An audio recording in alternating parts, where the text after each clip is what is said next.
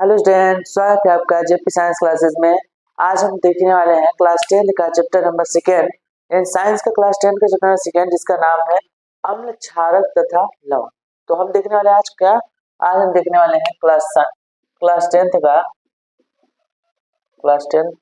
Science का chapter number second, जिसका नाम है अम्ल, क्षार तथा लवण। क्या नाम है? अम्ल, क्षार तथा लवण। तो हम क्लास 10 का सेकंड चैप्टर स्टार्ट करेंगे। देखिए, हम इस चैप्टर को एकदम बेसिक समझेंगे कि अम्ल पहले क्या है, फिर हम पढ़ेंगे। देखिए, जैसे चैप्टर का नाम है उसे हम पढ़ेंगे। पहले क्या पढ़ेंगे? अम्ल, फिर पढ़ेंगे क्षार, फिर क्या पढ़ेंगे? लवण।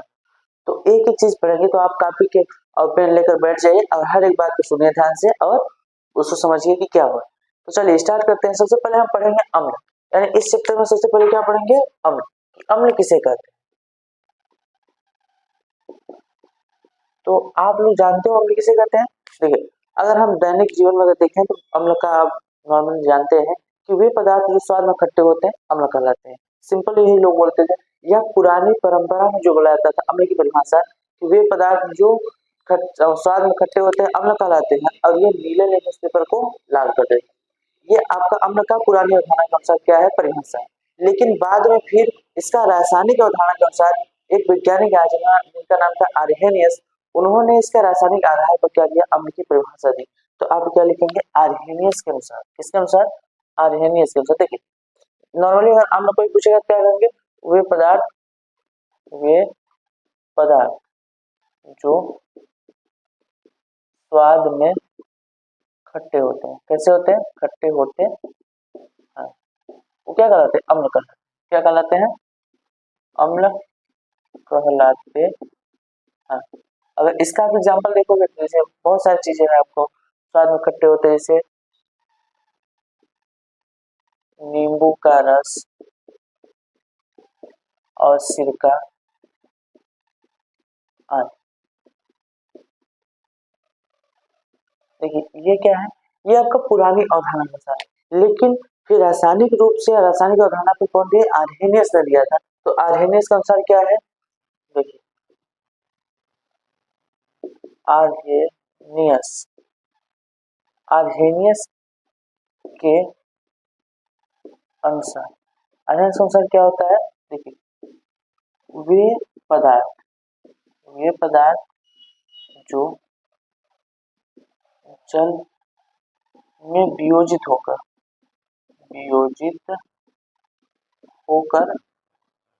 केवल केवल H प्लस आयन देते हैं अम्ल कहलाते हैं। क्या कहलाते हैं? अम्ल कहलाते हैं। देखिए, ये आपका क्या है? आर्हेनियस सिद्धांत के अनुसार, रासायनिक अवधारणा के अनुसार क्या है कि वे पदार्थ जो जल में वियोजित होकर केवल क्या करते हैं? केवल और केवल H प्लस आयन देते हैं। H प्लस आयन के अलावा कोई भी दूसरा धन आयन नहीं देते हैं, वो वे क्या कहलाते हैं? अम्ल कहलाते हैं। एग्जाम्पल में अगर आप देखना चाहें तो इसका एग्जाम्पल क्या होगा? देखिए, एग्जाम्पल आपका होगा HCl, H2SO4, HNO3, CH3COO। ये सभी क्या है? अम्ल है। आप लिख लिए आगे। अच्छा, आप इन सभी का नाम जानते हैं? देखिए, ये आपका है हाइड्रोक्लोरिक अम्ल। ये आपका क्या है? ये है HCl को क्या बोलते हैं? हाइड्रोक्लोरिक अम्ल। इसका नाम है हाइड्रोक्लोरिक अम्ल। ये आपका है सल्फ्यूरिक अम्ल। ये क्या है? सल्फ्यूरिक अम्ल। याद रखिए, सल्फ्यूरिक अम्ल का सूत्र क्या होता है? सल्फ्यूरिक सूत्र H2SO4। ये आपका है नाइट्रिक अम्ल। ये क्या है? नाइट्रिक अम्ल। और ये आपका कौन सा अम्ल? ये है आपका एसिटिक अम्ल। एसिटिक अम्ल यही आपका सिरके में पाया जाता है। किसमें पाया जाता है? सिरका। इसीलिए इसको सिरके का अम्ल भी कहा जाता है। एसिटिक अम्ल क्या जाता है? सिरके का अम्ल भी कहा जाता है, क्योंकि ये सिरके में पाया जाता है। तो देखिए, क्या है आपके अम्ल? तो ये सभी जल में अगर जाते हैं तो बिजली की वजह से ढलान देते हैं। देखिए, अगर आप देखना चाहेंगे तो एक एग्जाम्पल आपको दिखा दे रहे हैं। देखिए, HCl को अगर हम क्या करते हैं? जली विलयन में डालते हैं। किसमें डालते हैं? अगर जलीय विलयन डालते हैं तो देखिए क्या करता है, H+ आयन देता है और Cl नेगेटिव आयन देता है। यानी देखिए इसमें आपका क्या धन आयन में क्या दे रहा है, ये एक धन आयन है और एक आपका क्या है ऋण आयन। देखिए यहाँ पर धन आयन के रूप में क्या दे रहा है, H+ आयन दे रहा है। तो देखिए अध्ययन से क्या था, वे पदार्थ जो जल में वियोजित होकर केवल H+ आयन देते हैं। आप बताइए यहाँ पर H+ के अलावा कोई और धन आयन है नहीं, यानी यहाँ क्या सिर्फ है, ये आपका क्या है अम्ल। ये किसके अनुसार अम्ल है आपका, आर्हेनियस के अनुसार। तो अम्ल आपको समझ में आ गया। अब देखिए अम्ल के प्रकार, तो अम्ल दो प्रकार के होते हैं, एक होता है प्रबल अम्ल, एक होता है दुर्बल। तो प्रबल अम्ल क्या होता है, दुर्बल अम्ल क्या होता है। तो प्रबल अम्ल और दुर्बल अम्ल का जो वर्गीकरण है किसके आधार पर किया गया था, तो इसी के आधार पर किया गया था आर्हेनियस सिद्धांत के अनुसार ही, कि आपके जो अम्ल है वो कितने प्रकार के, दो प्रकार के, यानी अम्ल के प्रकार। अब हम आगे क्या देखेंगे, अम्ल के प्रकार। तो अम्ल के कितने प्रकार है, अम्ल के दो प्रकार, कितने प्रकार है, दो प्रकार। देखिए पहला आपका है, पहला आपका है प्रबल अम्ल। क्या है, प्रबल अम्ल। प्रबल अम्ल क्या होते हैं, देखिए वे अम्ल जो जलीय विलयन में पूर्ण रूप से वियोजित हो जाते हैं, जो क्या होते हैं जलीय विलयन में पूर्ण रूप से वियोजित हो जाते हैं, वो आपके प्रबल अम्ल कहलाते हैं। क्या कहलाते हैं, प्रबल अम्ल। अगर यही बात करें दुर्बल अम्ल की, तो क्या होगा, दुर्बल अम्ल वे अम्ल जो जलीय विलयन में पूर्ण रूप से वियोजित नहीं होते हैं, उन्हें क्या कहते हैं, दुर्बल अम्ल। तो प्रबल अम्ल और दुर्बल अम्ल आपको समझ में आ गया। देखिए प्रबल अम्ल क्या होते हैं, जो जलीय विलयन, जलीय विलयन में पूर्ण रूप से, पूर्ण रूप से वियोजित, वियोजित हो जाते, यानी वे हम लोग जो जलीय विलयन पूर्ण रूप से वियोजित हो जाते हैं क्या करते हैं, आपका प्रबल अम्ल। उदाहरण, इसका आप एग्जाम्पल बहुत जरूरी है, आप इसको याद रखिए, आपका डायरेक्ट एग्जाम में पूछा जाता है कि कौन से प्रबल अम्ल है, कौन से दुर्बल अम्ल। आपको वो विकल्प क्वेश्चन में चार ऑप्शन दे देगा, कहेगा निम्न में से कौन सा प्रबल अम्ल है, तो आपको उसे एकदम अच्छे से कंट्रास्ट करके आना है, ताकि आप देखते ही बता दो कौन दुर्बल है कौन प्रबल। देखिए प्रबल अम्ल आपको मात्र तीन नाम याद रखने होंगे, HCl हाइड्रोक्लोरिक अम्ल, H2SO4 सल्फ्यूरिक अम्ल, और आपका एक तीसरा है HNO3 नाइट्रिक अम्ल। देखिए इन तीनों का नाम ऊपर लिखे हैं यहाँ पर, हाइड्रोक्लोरिक अम्ल, सल्फ्यूरिक अम्ल, नाइट्रिक अम्ल। ये तीनों आपके कैसे हैं, प्रबल अम्ल। ये तीनों आपके कैसे हैं, प्रबल। बस आप तीन नाम याद रखिए बस, किसमें, प्रबल अम्ल। कि प्रबल अम्ल कौन से हैं, जो आपके देखिए जो जलीय विलयन में पूर्ण रूप से क्या होते हैं, वियोजित हो जाते हैं। पूर्ण से वियोजित मतलब प्लस आयन के रूप में माइनस आयन के रूप में पूर्ण से टूट जाते हैं, उन्हें बोलते हैं पूर्ण से वियोजित। तो आपके जो HCl होता है, H2SO4 होता है, HNO3, ये क्या होते हैं, प्रबल। क्या होते हैं, प्रबल। अब इसके बाद हम देख लेते हैं दुर्बल। क्या देख लेते हैं, दुर्बल। चलिए इधर देख लेते हैं। देखिए दूसरा क्या है, दूसरा आपका है दुर्बल, दुर्बल अम्ल। दुर्बल अम्ल किसे कहते हैं, तो देखिए इसका जस्ट उल्टा होगा, वे अम्ल जो पूर्ण रूप से वियोजित, पूर्ण रूप से वियोजित नहीं होते, पूर्ण से वियोजित नहीं होते, नहीं होते हैं, या आप लिख सकते हैं आंशिक वियोजित होते हैं। क्या होते हैं, आंशिक रूप से वियोजित, वियोजित होते हैं। देखिए या तो आप लिखिए वे अम्ल, वे अम्ल जो आपके पूर्ण रूप से वियोजित नहीं होते हैं, या जो आंशिक रूप से वियोजित होते हैं, वो आपके क्या कहलाते हैं, दुर्बल। इसका एग्जाम्पल भी अब याद रखेंगे। देखिए इसका एग्जाम्पल क्या होता है, तो इसका एग्जाम्पल होता है आपका एस्टिक, देखिए फार्मिक अम्ल, एस्टिक अम्ल,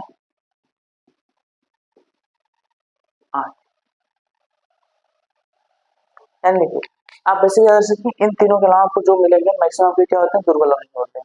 ये आपका फार्मिक अम्ल, ये क्या है, एस्टिक अम्ल, ये सब क्या है, दुर्बल अम्ल। ये कैसे अम्ल है, दुर्बल अम्ल। समझ में आएगा। चलिए इसको नोट कर लीजिए, ये आपके क्या थे, अम्ल और अम्ल के प्रकार। देखिए इसके बाद अब आपका आता है अम्ल के भौतिक गुण। क्या आता है, अम्ल के भौतिक और रासायनिक गुण, यानी हम अम्लों के गुण पढ़ेंगे। तो अम्ल का गुणों में आपका क्या होगा, सबसे पहला आपका है अम्ल के भौतिक गुण। क्या है, अम्ल के भौतिक गुण। कि अम्ल के भौतिक गुण क्या होते हैं। तो देखिए अम्ल के भौतिक गुण होते क्या, तो अम्ल की प्रकृति कैसी होती है और ये किस प्रकार के होते हैं, ये भी आपके क्या है भौतिक गुण। तो अम्ल का पहला ये बात है कि अम्ल स्वाद में खट्टे होते हैं, यानी अम्ल का भौतिक गुण पहला क्या है, अम्ल स्वाद में खट्टे होते हैं, क्योंकि इनका स्वाद कैसा होता है, खट्टा होता है। तो भौतिक गुण इसका पहला पॉइंट आपको क्या लिखेंगे कि ये स्वाद में कैसे होते हैं, ये स्वाद में खट्टे होते हैं। कैसे होते हैं, खट्टे होते हैं, ये आपके स्वाद में कैसे होते हैं, खट्टे होते हैं। दूसरा आपका देखिए क्या है, दूसरा आपका है कि ये नीले लिटमस पेपर को, किसको, ये नीले लिटमस पेपर को लाल कर देते हैं। क्या कर देते हैं, लाल कर देते हैं। यानी आप इस बात क्या रखिए कि अगर अम्ल की दूसरी पहचान क्या होती है, अगर अम्ल में आप नीला लिटमस पेपर को डुबो देंगे तो नीला पेपर क्या करता है, लाल कर, कैसा कर देता है, लाल। ये अम्ल का गुण होता है। आपको अगर कोई कह दीजिए आपके पास दो पदार्थ रख दिए जाए, उनसे बोल दीजिए इसमें आप पहचानो कौन अम्ल है, तो क्या करोगे आप, एक नीले लिटमस पेपर को लो, उसका जली विलयन बनाओ और दोनों नीले लिटमस पेपर को डाल दो, जिस विलयन में नीला लिटमस पेपर लाल हो जाएगा वो आपको क्या होगा, अम्ल। तो ये आपका दूसरा गुण किसका, इसका, अम्ल का। अब इसका तीसरा गुण क्या होता है, देखिए अम्ल प्रकृति में कैसे होते हैं, अम्ल प्रकृति में संक्षारक होते हैं, संक्षारक होते, कैसे होते हैं, संक्षारक। संक्षारक का मतलब क्या होता है कि यदि आप इन्हें, ये हमारी त्वचा पर, लकड़ी पर, कागज पर गिर जाए तो उन्हें जला दें, क्या करेंगे, जला दें। संक्षारक मतलब नष्ट कर देंगे। तो इनकी प्रकृति कैसे होती है, संक्षारक होती है, विनाशकारी होती है। तो ये अगर इन सब चीजों पर पड़ेंगे, हमारी स्किन पर पड़ गए, किसी पेपर पर गए, लकड़ी पर गए, तो क्या होता है वहां से उनका जो गुण होता है या फिर उनकी जो सक्रियता होती है कम हो जाती है और जल जाता है। तो इसलिए इसका नाम क्या रखा गया, ये संक्षारक होते हैं। ये आपके क्या थे, भौतिक गुण, अम्ल के भौतिक गुण। अब हम पढ़ेंगे अम्ल के रासायनिक गुण। अम्ल के रासायनिक गुण क्या है, अम्ल के रासायनिक गुण, अम्ल के रासायनिक गुण क्या होते हैं, देखिए अम्लों के कई रासायनिक गुण होते हैं, हम एक एक करके पढ़ें। तो अम्ल का पहला रासायनिक गुण क्या है, देखिए अम्ल का पहला रासायनिक गुण है कि यह धातु के साथ क्रिया करता है। यह क्या करता है, यह, या फिर आप इसको एक हेडिंग की तरह लिख लीजिए, अम्ल का रासायनिक गुण आप क्या लिखेंगे, धातु से क्रिया, किससे लिखेंगे, धातु से क्रिया। यानी अम्ल क्या करते हैं, धातु से क्रिया करते हैं।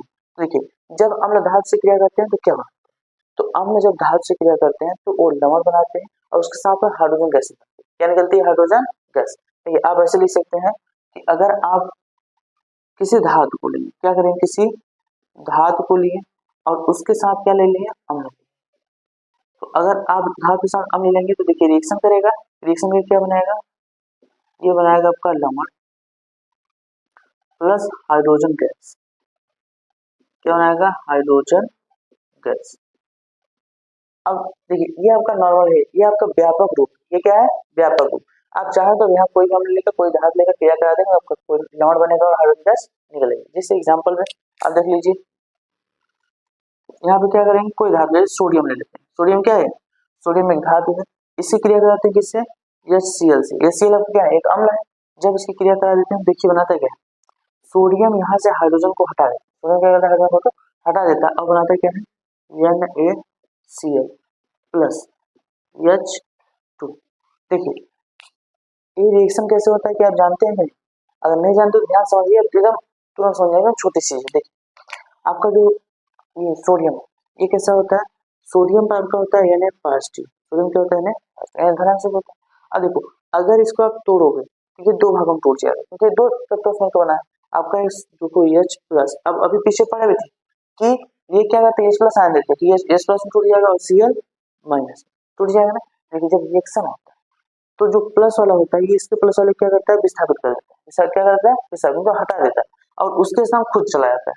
तो देखिए यहाँ से सोडियम क्या करता है, हाइड्रोजन हटा देता है और क्या बनाता है, और क्लोरीन के साथ जुड़ जाता है। देखो सोडियम के हाइड्रोजन हटा दिया, यानी प्लस था, प्लस को हटा दिया और फिर उसके साथ जुड़ गया, तो क्या हो गया, NaCl प्लस H। अब आप कहोगे सर यहाँ पर एक हाइड्रोजन, यहाँ पे दो लिख रहे हैं, तो देखिए हाइड्रोजन कभी भी अकेला परमाणु के रूप में नहीं, कोई भी रिएक्शन होता है कुछ तत्व आपके होते हैं, जैसे अगर आपको नहीं पता है तो आप नोट करवा दे रहे हैं आपको। देखिए कुछ ऐसे तत्व होते हैं जो कभी अकेले परमाणु के रूप में नहीं होते, वो अणु के रूप में होते हैं। किसके रूप में होते हैं? अणु के रूप में।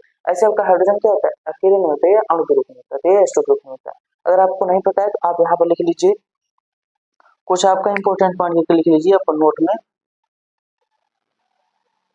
देखिए नोट में लिख लीजिए आपके जो हाइड्रोजन होता है, देखिए कौन कौन सी गैस होती है? Hydrogen, oxygen, nitrogen, chlorine, fluorine, bromine, iodine. देखिए ये गैसें, देखिए 1 2 3 4 5 6 7, ये सातों जो हमको लिखे हैं यहाँ पे तत्व, ये सभी क्या होते हैं? द्विपरमाणु ग्रुप में होते हैं। कैसे होते हैं? द्विपरमाणु के रूप में होते हैं। यानी कैसे होते हैं? द्विपरमाणु के रूप में। आप याद रखो, कोई रिएक्शन होगा जब ये निकलेंगे ना तो कभी अकेले नहीं होंगे, कैसे होंगे? द्विपरमाणु के रूप में। ठीक है, आपका बेसिक चीज था, इसको आपको पता होना चाहिए। अब उसके बाद ये आपका रिएक्शन होगा, ये बन गया। देखिए क्या बना, लवण और हाइड्रोजन गैस बनी। आप अगर नाम नहीं जानते इसका, देखिए ये आपका सोडियम, ये हाइड्रोजन कॉलेज में बताया था आपको, इसका नाम है सोडियम क्लोराइड। इसका क्या नाम है? Sodium chloride. क्या है? Sodium chloride. आगे आपका क्या है? लवण। इसे तो आप जानते हैं, हाइड्रोजन, ये क्या है? हाइड्रोजन। देखिए ये गैस के रूप में निकल रही है, इसलिए इसको एरो से दर्शाया जाता है। ये गैस के रूप में दर्शाया है, एरो में ऊपर जा रहा है, गैस के रूप में निकल रहा है। और देखिए इसको एरो से क्यों दर्शा रहे हैं, कैसे दर्शा रहे हैं, ये सब चीजें हम चैप्टर फर्स्ट में पढ़ चुके हैं, जिसका नाम था रासायनिक अभिक्रिया एवं समीकरण। तो अगर आपने रासायनिक अभिक्रिया समीकरण नहीं देखा है तो इसी चैनल पे मिल जाएगा आपको, इसी वीडियो डिस्क्रिप्शन में लिंक मिल जाएगा उस चैप्टर का, आप उसी जगह पहले देख लीजिए और फिर इसको भी देख लीजिए। तो इस प्रकार आप समझ जाएंगे कि यहाँ पर एरो का ध्यान क्यों लगा, क्योंकि उस चैप्टर में आपको पूरा डिटेल में बताएगा। ये देखिए आपका था अम्ल का रासायनिक गुण में पहला, किससे? धातु से क्रिया। अब हम दूसरा गुण देखते हैं इसी का। देखिए दूसरा गुण क्या है? इसका दूसरा गुण है धातु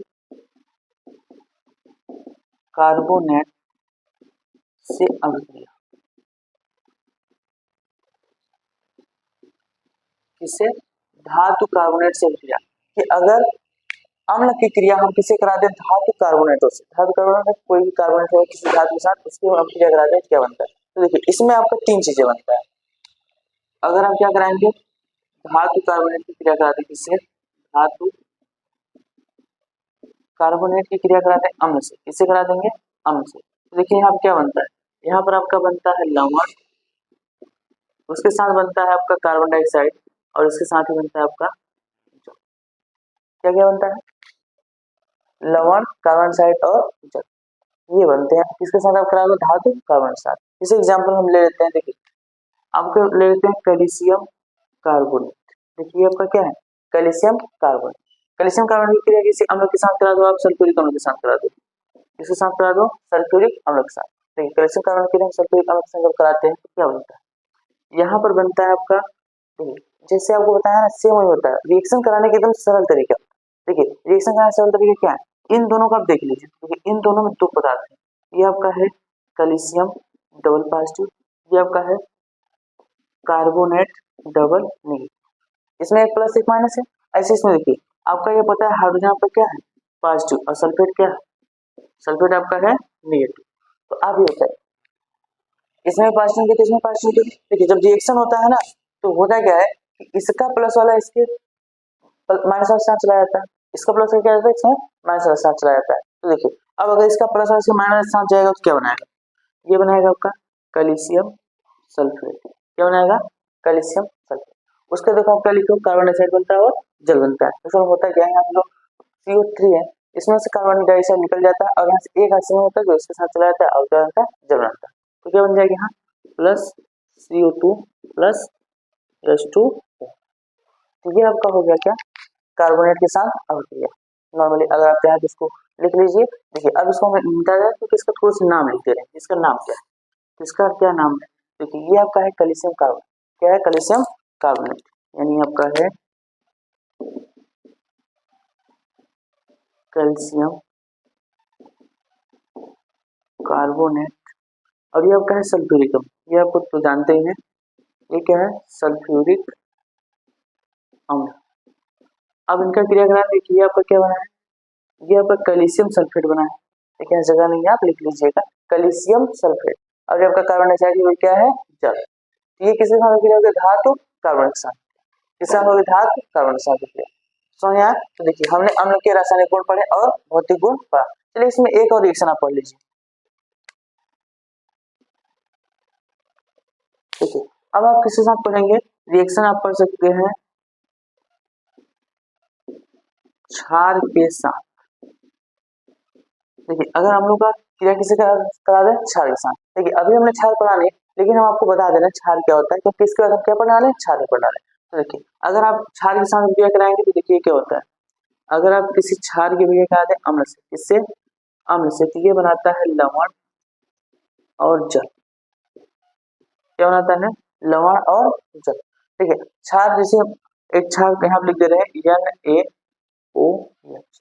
NaOH ये क्या है, आपका एक क्षार है जिसका नाम है सोडियम हाइड्रोक्साइड। इसका नाम क्या है, सोडियम हाइड्रोक्साइड। इसकी क्रिया हम जब करा देते हैं किससे, अम्ल से, यानी यहाँ करा दे HNO3 से। देखिए किससे करा दे रहे हैं, HNO3 से। अगर HNO3 से करा देंगे तो क्या बनेगा, देखिए बनेगा क्या, लवण। लवण बनेगा तो देखिए बनेगा यहाँ सोडियम, इसके साथ क्रिया कर लेगा तो क्या बनाएगा, NaNO3। देखिए अगर आप जानना चाहते हैं कैसे बना, देखो ध्यान से, यहाँ से आपका क्या है, सोडियम क्या है, पॉजिटिव है, और ये OH जो होता है ये आपका निगेटिव होता है। OH क्या होता है, नेगेटिव। देखिए इसमें सोडियम का पॉजिटिव होता है, OH क्या होता है, नेगेटिव। इसी प्रकार आपको पता है अम्ल में क्या होता है, H प्लस आयन निकलता है, यहाँ से H प्लस आयन निकलेगा और यहाँ से NO3 माइनस आयन निकलता है। ठीक, अब देखिए इसका प्लस इसके माइनस के साथ और इसका माइनस इसके प्लस के साथ क्रिया कर लेता है। तो इसका प्लस क्या है, Na, और इसका माइनस क्या है, NO3। तो यहाँ पे NaNO3 के साथ क्रिया कर लिया। अब बचा क्या, बचा क्या, ये वाला आपका इसके साथ क्रिया कर लिया, बचा क्या, OH और H मिलता है, क्या बनता है, H2O। क्या बनता है, H2O। यानी OH और H मिलता है, क्या बनता है, H2O। ये आपका क्या होगा, रिएक्शन। किसके साथ, क्षार के साथ। अगर क्षार के साथ किया जाता है तो क्या बनता है, लवण प्लस जल। समझ आएगा। तो देखिए ये आपका क्या था, अम्ल के रासायनिक गुण। क्या थे, अम्ल के रासायनिक। चलो इसको आप नोट कर लीजिए, हम बढ़ते हैं अगले टॉपिक की ओर। चलिए अब हम पढ़ते हैं क्या, अब हम पढ़ेंगे क्षार। देखिए हमने अम्ल पढ़ लिया, अब हम पढ़ेंगे क्या, क्षार। तो क्षार क्या होते हैं, तो देखिए हमको अब क्या पढ़ना है, अब पढ़ना है क्षार। देखिए क्षार में यहाँ पर आपका होता है क्षारक। क्या होता है, क्षारक। अब क्षारक और क्षार क्या होता है, क्या दोनों एक ही है या अलग अलग है, तो अभी आपको हम आगे क्लियर कर देंगे। तो अभी आपको पढ़ना है क्षारक। क्या पढ़ना है, क्षारक। देखिए क्षारक क्या होते हैं, क्षारक अगर प्राचीन उदाहरण से आप पढ़ेंगे तो वही होते हैं कि क्षारक स्वाद में तीखे और कड़वे होते हैं। क्षारक कैसे होते हैं, स्वाद में तीखे और कड़वे होते हैं, और ये लाल पेपर को नीला कर देते हैं। ये आपका पुरानी उदाहरण, पुराने उदाहरण के अनुसार क्या है, वे पदार्थ, वे पदार्थ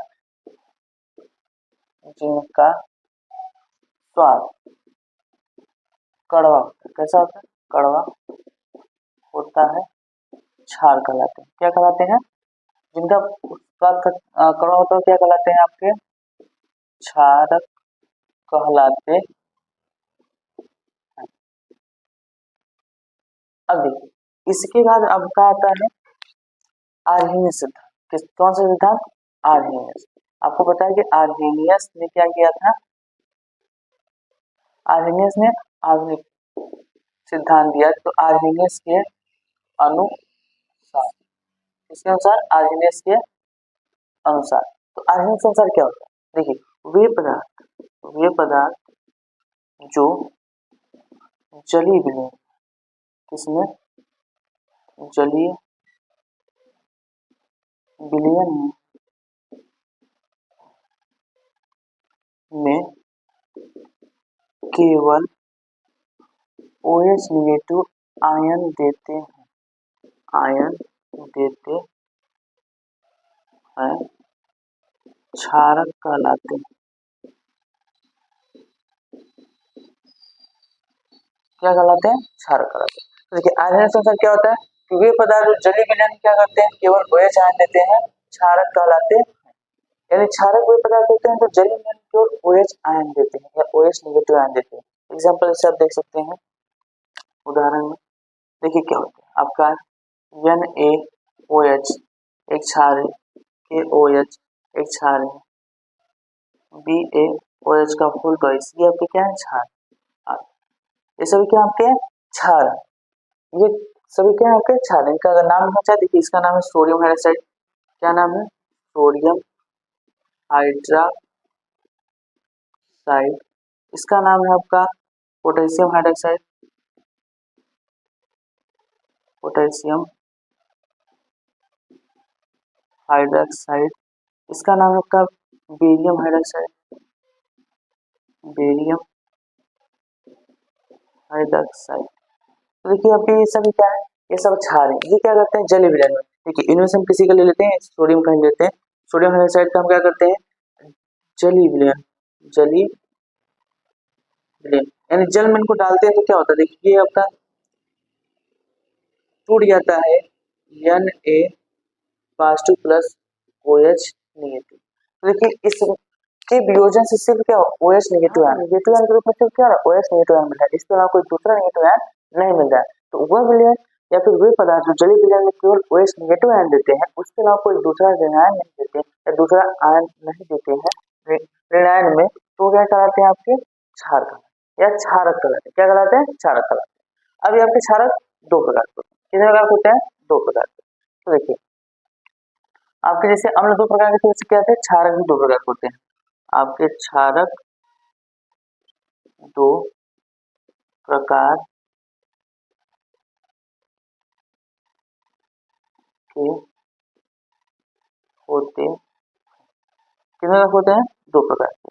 तो अगर आप देखना चाहो कौन कौन से, देखिए आपके वही होते हैं, एक प्रबल होता है, एक दुर्बल। तो पहला आपका क्या होगा? पहला आपका प्रबल होगा, दूसरा क्या होगा? दुर्बल। तो चलिए यहाँ वो डायरेक्ट लिख दे रहे हैं। पहला क्या होगा? प्रबल क्षारक, और दूसरा क्या होगा? दुर्बल क्षारक, दुर्बल क्षारक। देखिए आपके जो प्रबल क्षारक होते हैं इनका एग्जाम्पल कुछ याद कर लीजिए आप लोग। देखिए आप लिखेंगे तो इसका यही लिखेंगे कि वे क्षारक जो जलीय विलयन में पूर्ण रूप से वियोजित हो जाते हैं, प्रबल क्षारक कहलाते हैं। और वे क्षारक जो जलीय विलयन में पूर्ण रूप से वियोजित नहीं होते या आंशिक रूप से वियोजित होते हैं, क्या कहते हैं? दुर्बल क्षारक। तो वही लिखना है आपको, कॉपी पर लिख लीजिए। अब देखिए इसका एग्जाम्पल क्या होगा? इसका एग्जाम्पल होगा सोडियम हाइड्रोक्साइड, पोटेशियम हाइड्रोक्साइड आदि। यानी देखिए ये सब क्या आपके प्रबल क्षार, ये सब कैसे है? प्रबल क्षार। अब दुर्बल क्षार में आपके क्या होंगे? देखिए दुर्बल क्षार में आपको ऐसे हो गया अमोनियम हाइड्रोक्साइड, क्या हो गया? Ammonium hydroxide, barium hydroxide. ये सभी क्या है? ये सब आपके हैं दुर्बल है। ये सब क्या है? दुर्बल क्षार। ये क्या है आपके प्रबल क्षार। देखिए ये आपके प्रबल क्षार में कैसे है? दुर्बल क्षार। समझ आ गया? तो ये आपके क्षार के प्रकार हो गए। अब यहाँ पर बार बार आपको डिस्टर्बेंस हो रहा है सब क्षार की क्षारक, क्षार की क्षारक, तो आप इसको नोट करिए। देखिए ये आपका क्लियर कर देते हैं। देखिए अब यहाँ पे लिख रहे हैं आपको क्षार। क्या लिख रहे हैं? क्षार। क्षार क्या है? देखिए वे पदार्थ जो जलीय विलयन में वियोजित हो जाते हैं, या वे पदार्थ जो जल में विलयन हो जाते हैं, वियोजित हो जाते हैं, उन्हें क्या कहते हैं?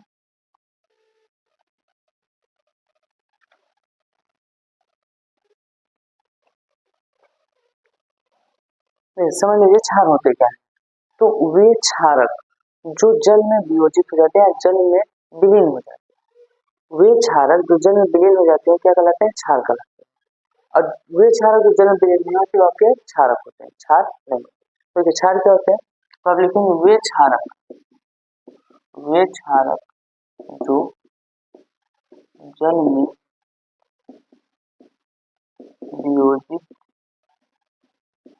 हो जाते हैं, क्षार कहलाते हैं। याद रखिए क्षार क्या होते हैं? यानी वे क्षारक जो जल में वियोजित हो जाते हैं, क्षार कहलाते हैं। अब इससे आप एक चीज और नोटिस कर सकते हैं कि देखिए सभी क्षार क्षारक होते हैं। क्या होते हैं? क्षारक होते हैं। क्योंकि सभी क्षार देखिए जितने भी क्षार है किसी क्षारक से बने हैं। अगर कोई क्षारक जल में वियोजित हो जाएगा तो आपका क्षार है। लेकिन सभी क्षारक, सभी क्षारक क्षार नहीं, क्योंकि देखिए सभी तो विलीन होंगे नहीं, जो विलीन हो जाते हैं आपके क्षार होते हैं और जो विलीन नहीं हुआ वो क्षारक होते हैं। तो देखिए जो सभी क्षार होते हैं यानी क्षार क्या है? क्षारक होते हैं, यानी सभी क्षारक क्या होते हैं? क्षारक होते हैं, लेकिन सभी क्षारक आपके क्षार नहीं।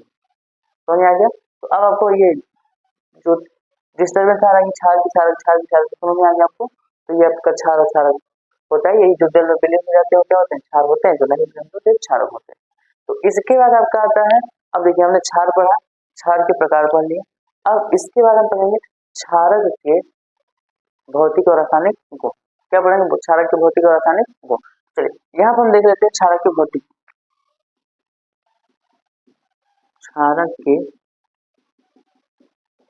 भौतिक गुण कि क्षारक के क्या क्या भौतिक गुण होते हैं। जैसे पहला इसका भौतिक गुण क्या है?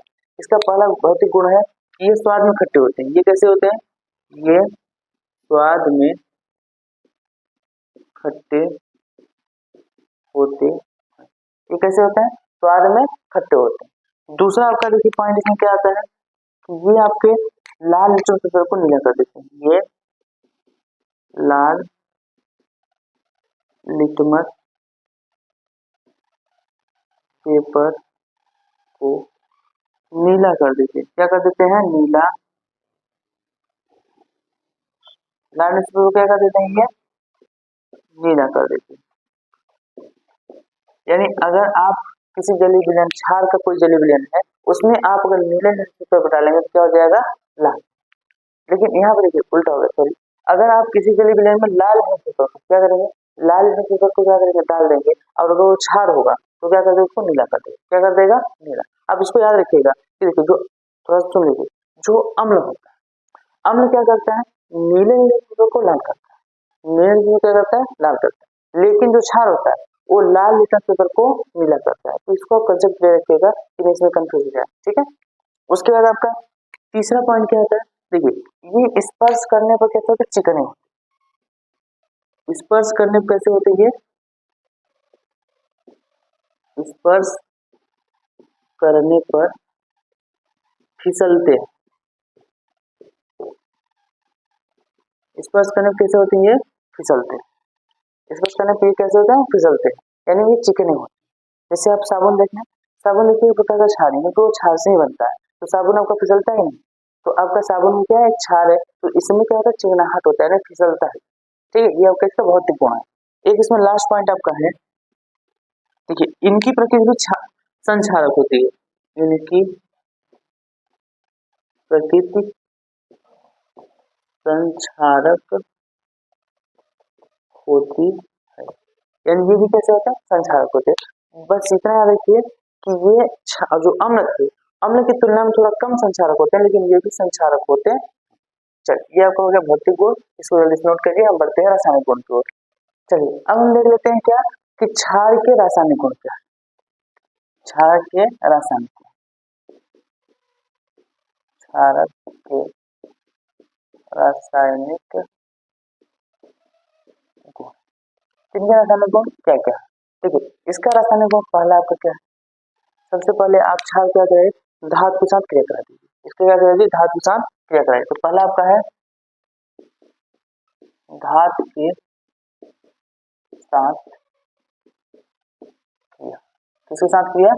धातु के साथ क्रिया। देखिए धातु के साथ, धातु के साथ हम क्या कराएंगे? क्रिया कराएंगे। किसका? क्षारक का हम किसके साथ क्रिया कराएंगे? धातु के साथ। देखिए हमारे पास एक यहाँ पर धातु है जिंक, एक क्या है? धातु जिंक। इस जिंक की क्रिया हम करा दें एक क्षार से NaOH, यानी सोडियम हाइड्रोक्साइड से करा देंगे। देखिए क्या बनाता है? ये बनाता क्या है? देखिए आप उसके ऊपर आपको व्यापक रूप लिखे नहीं, देखिए लिख दे रहे हैं यहाँ पर। जो अगर किसी आप धातु की क्रिया कराते हैं किससे? क्षार से। किससे कराते हैं? क्षार से। तो ये बनाता है क्या? देखिए बनाता है लवण और हाइड्रोजन गैस। क्या बनाता है? Hydrogen gas.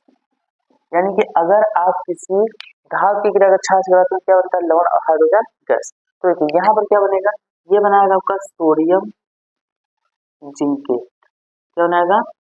Sodium zincate. देखिए Na2ZnO2, ये आपका है sodium zincate plus hydrogen, plus hydrogen. देखिए यहाँ पर आपका ये क्या था? ये आपका जिंक था। क्या था? जिंक।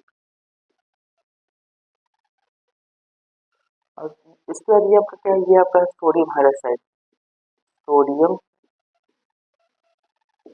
हाइड्रोक्साइड, यानी एक जिंक धातु की क्रिया में सोडियम हाइड्रोक्साइड एक क्षार से कराते हैं तो क्या बनाता है, सोडियम जिंकेट बनाता है। क्या बनाता है, सोडियम जिंकेट। और ये आपका क्या है, ये आपका है लवण। क्या है, लवण। और ये आपका क्या है, हाइड्रोजन गैस। तो देखिए, जब आप किसी धातु की क्रिया एक क्षार से कराते हैं क्या बनता है, लवण और हाइड्रोजन गैस बनती है। ये पहली क्रिया किसकी, क्षार। अब दूसरा अभिक्रिया क्या आता है आपका, देखिए दूसरा अभिक्रिया आपका आता है यदि हम अधातु ऑक्साइड के साथ इसकी क्रिया कराते हैं क्षार की। अगर हम क्षार की क्रिया किससे कराते हैं, अधातु ऑक्साइड के साथ, तो क्या बनेगा, देखिए अगर हमारे पास कोई यहाँ पर अधातु ऑक्साइड आपका है कार्बन डाइऑक्साइड। क्या है, कार्बन डाइऑक्साइड। चलिए लिख देते हैं पहले, अधातु ऑक्साइड के साथ अभिक्रिया, अधातु ऑक्साइड ऑक्साइड के साथ क्रिया। अगर अधातु ऑक्साइड के साथ क्रिया होगा तो क्या बनेगा, देखिए जब अब अधातु ऑक्साइड के साथ क्रिया कराते हैं हम इसका, तो जैसे अधातु ऑक्साइड में आप ले लीजिए कार्बन डाइऑक्साइड। क्या ले लीजिए, कार्बन डाइऑक्साइड। अगर कार्बन डाइऑक्साइड की क्रिया हम किसी से करा दें, देखिए कैल्शियम हाइड्रोक्साइड से करा देते हैं। किससे कराते हैं, कैल्शियम हाइड्रोक्साइड। जब हम कार्बन डाइऑक्साइड की क्रिया कैल्शियम हाइड्रोक्साइड से करा देते हैं तो क्या बनता है आपका, देखिए बन जाता है कैल्शियम कार्बोनेट। क्या बन जाता है, कैल्शियम कार्बोनेट प्लस जल। क्या बन जाता है, जल। यानी जब आप किसी अधातु ऑक्साइड की क्रिया क्षार से कराते हैं तो उसमें क्या बन जाता है आपका, देखिए ऑक्साइड से क्या बन गया, लवण और जल। क्या क्या बना, लवण और जल। ये आपका लवण है और ये है जल। समझ गया। चलिए अगर आपका नाम नहीं जानते इसका नाम लिख लीजिए। इसका नाम है कैल्शियम कार्बोनेट, कैल्शियम कार्बोनेट। और इसका नाम क्या है, सॉरी, इसका नाम है कैल्शियम हाइड्रोक्साइड। क्या नाम है, हाइड्रोक्साइड। और इसका नाम क्या है, कैल्शियम कार्बोनेट। क्या नाम है, कैल्शियम कार्बोनेट। समझ आएगा। तो ये आपको कहते हैं क्षार के रासायनिक अभिक्रिया। अभी दो एक और देख लीजिए आप लोग। इसका तीसरा रासायनिक अभिक्रिया क्या है, देखिए अगर किसी क्षार को हम नॉर्मली गर्म करते हैं तो वो क्षार क्या होता है, वियोजित हो जाता है। किसमें, अपने उसी क्षार के ऑक्साइड में, और उस क्षार का जो धातु होता है धातु ऑक्साइड में, और आपके जल। देखिए अगर आपके पास क्या करें, गर्म कर दिया जाए, गर्म करने पर, क्या करने पर, गर्म कर। अगर आप किसी क्षार को गर्म कर देते हैं, जैसे आपके पास एक क्षार है मैग्नीशियम हाइड्रोक्साइड। ये कौन सा क्षार है आपका, मैग्नीशियम हाइड्रोक्साइड। मैग्नीशियम हाइड्रोक्साइड को आप क्या कर दे रहे हैं, गर्म कर दे रहे हैं। क्या कर दे रहे हैं, गर्म। तो गर्म कर देते हैं, देखिए बनाता है क्या, ये बनाता है आपका मैग्नीशियम ऑक्साइड प्लस जल। यानी अगर क्षार को आप क्या करो, गर्म कर दो, तो कुछ क्षार क्या होते हैं उसी धातु का ऑक्साइड बनाते हैं और क्या बना देते हैं, जल बना देते हैं। देखिए ये आपका ओ, इस मान लीजिए ये ओ कैपिटल है, ठीक है। आप कभी भी जब यौगिक लिखते हैं तो उसमें अगर कोई तत्व है तो उस तत्व का पहला जो लेटर होता है वो कैपिटल में होता है, स्मॉल नहीं। देखिए इसमें मैग्नीशियम के दो लेटर हैं आपके, एक है एम लीजिए तो उसमें पहला कैपिटल दूसरा स्मॉल, लेकिन ऑक्सीजन ये स्मॉल नहीं लिखेंगे, आप बड़ा लिखेंगे। स्मॉल लिख देंगे तो गलत हो जाता है, ठीक है, इसको बड़ा लिखेंगे। ये आपके क्या थे, ये थे रासायनिक गुण। तो आपका क्षार और अम्ल खत्म हो गया। अब तीसरा क्या बचा है आपका, बचा है लवण। क्या बचा है, लवण। चलिए इसको नोट कर लीजिए, हम बढ़ते हैं लवण की। हम अम्ल और क्षार पढ़ चुके हैं, इसके बाद हम क्या पढ़ना है, लवण। लेकिन लवण पढ़ने से पहले हम कुछ बेसिक चीजें और पढ़ेंगे। तो अब इसमें हम क्या पढ़ेंगे, सूचक। क्या पढ़ेंगे, सूचक। कि सूचक किसे कहते हैं, तो हम क्या पढ़ने वाले हैं, सूचक। तो सूचक होते क्या, देखिए अम्ल और क्षार के जलीय विलयन में अलग अलग भिन्न भिन्न यानी अलग अलग भिन्न भिन्न रंग देने वाले पदार्थ, जिनसे हम पता कर पाते हैं कि ये पदार्थ अम्लीय है कि क्षारीय है। यानी अम्ल और क्षार का पता लगाने के लिए हम जिन पदार्थों को यूज करते हैं उन्हें कहा जाता है सूचक। क्या कहा जाता है, सूचक। यानी अम्ल और क्षार में विभेद करने के लिए हम कुछ पदार्थों को यूज करते हैं, उन्हें क्या कहते हैं, सूचक। क्या कहते हैं, सूचक। समझ आ गया आपको, अम्ल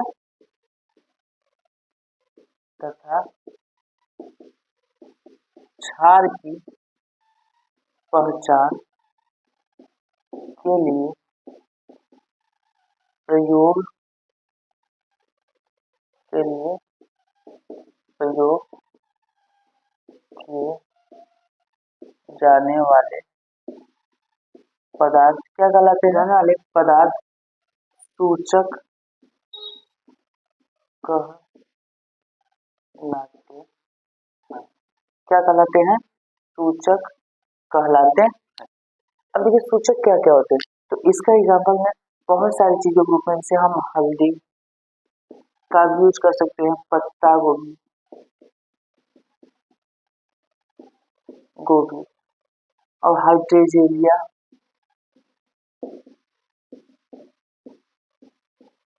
और इसके बाद आप जानते हैं लिटमस पेपर, लिटमस पेपर आदि और भी बहुत सारी चीजें होती हैं जिनका हम क्या करते हैं, सूचक के रूप में प्रयोग करते हैं।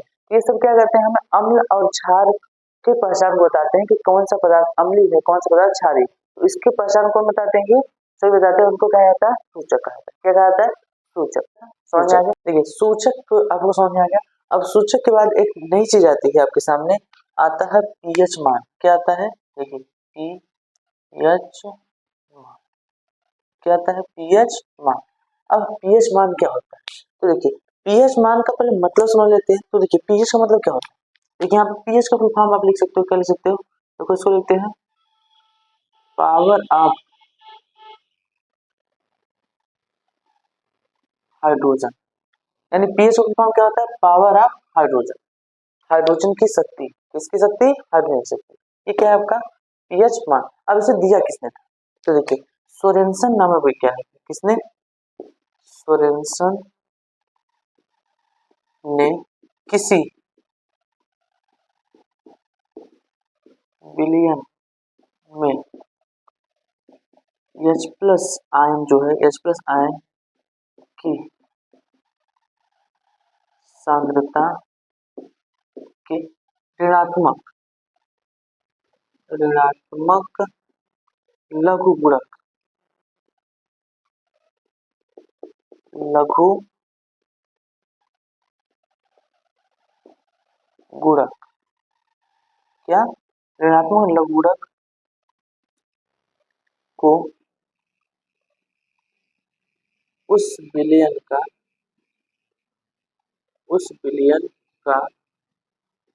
पीएच मान कहते हैं। देखिए सोरेनसन ने किसी विलयन एक्सप्रेस की सांद्रता के ऋणात्मक लघु गुणक को उस विलयन का पीएच मान कहा, उस विलयन का पीएच मान कहा। यानी कि सोरेनसन के अनुसार क्या होता है, सोरेनसन ने बताया कि किसी भी विलयन का जो पीएच मान यानी H प्लस की सांद्रता के ऋणात्मक लघु गुणक उस विलयन के पीएच मान के बराबर होता है। यानी कि अगर आप पीएच मान किसी भी देखोगे, किसी का भी अगर पीएच मान देखोगे तो पीएच मान आपका होगा पीएच बराबर minus log question H plus की सांद्रता। देखिए ये क्या है, H प्लस की जो सांद्रता होती है उससे बड़ा कोष्ठक आते हैं, बड़े कोष्ठक का मतलब होता है सांद्रता। अब यहाँ पर आपके क्या है, ये लॉग, और ये देखिए माइनस माइनस और ऋणात्मक, तो ऋणात्मक लघु गुणक का H प्लस की सांद्रता क्या होता है? पीएच मान के बराबर होता है। ये आपको पता है, अम्ल आपने पढ़ा था। तो अर्हीनेस के अनुसार अम्ल क्या था कि जब कोई पदार्थ जलीय विलयन में सिर्फ H प्लस आयन होता है तो क्या होता है? अम्ल। क्या होता है? अम्ल। तो उसकी अम्ल की प्रबलता कितनी है, कम है कि ज्यादा है, इसको फिर बताया किसने? सोरेनसन ने। अब किस प्रकार बताया? ये होता है pH minus log question H plus क्या है, ये आपका क्या है? पीएच मान। समझ में आ गया आपको? अब देखिए जो पीएच मान है उसको एक स्केल पर मापा जाता है, किसमें मापा जाता है? एक स्केल पर। अब उस स्केल में कैसे क्या होता है, तो देखिए इसके बाद आपका एक चीज आता है पीएच स्केल। क्या? पीएच स्केल को हिंदी में पैमाना बोलते हैं। क्या बोलते हैं? पैमाना। इसको पीएच पैमाना को आप इंग्लिश में क्या बोलते हैं? PH scale. तो आखिर पीएच माना है, पीएच स्केल क्या होता है? देखिए आपके पास यहाँ पे क्या है? एक पैमाना, इसको बोलते हैं पीएच स्केल। पीएच स्केल में देखिए शुरू कहाँ से होता है, ये जीरो शुरू होता है, कहाँ तक जाता है? 14 तक। कहाँ तक? 14 तक। और इसका जो मध्य बिंदु होता है वो होता है 7। क्या होता है? 7। अब इसके बाद यहाँ आपकी गिनती होंगी 1 2 3 4 5 6 8 9 10 11 12 13। यानी ध्यान से देखिए आप, पीएच स्केल जो होता है वो 0 से 14 तक होता है। कहाँ से? 0 से आपका होता है 14 तक। कहाँ तक? 14 तक। अब इसमें देखिए आपको 3 हाईलाइटेड किए हैं ब्लैक कलर से, 0 7 और 14। अब ये होते क्या है, तो देखिए जो पीएच स्केल होता है, क्या? पीएच स्केल तो इसमें अगर जो पीएच मान यहाँ पे ये पीएच क्या है, ये आपका है पीएच, इसके लिए क्या है, ये आपका है पीएच पैमाना, क्या है पीएच पैमाना। अब पीएच मान अब देखिए, अगर पीएच मान क्या पीएच मान यानी आपका जो पीएच मान है, अगर पीएच मान आपका कम से बराबर है या कम है किससे 7 से, देखिए पीएच मान अगर आपका कम है किससे 7 से, अच्छा चलो पीएच मान क्या है कम है 7 से, यानी पीएच मान 7 से क्या है कम, तो वो आपका होता है अम्लीय। कैसा होता है अम्लीय, यानी आपका 0 से लेकर 7 के बीच यहाँ तक आपका कैसा होगा, 7 से कम होगा तो क्या होगा अम्लीय, लेकिन अगर 7 हो जाए क्या हो जाए 7, तो ये हो जाता है उदासीन, क्या हो जाता है उदासीन, कैसा हो जाता है उदासीन।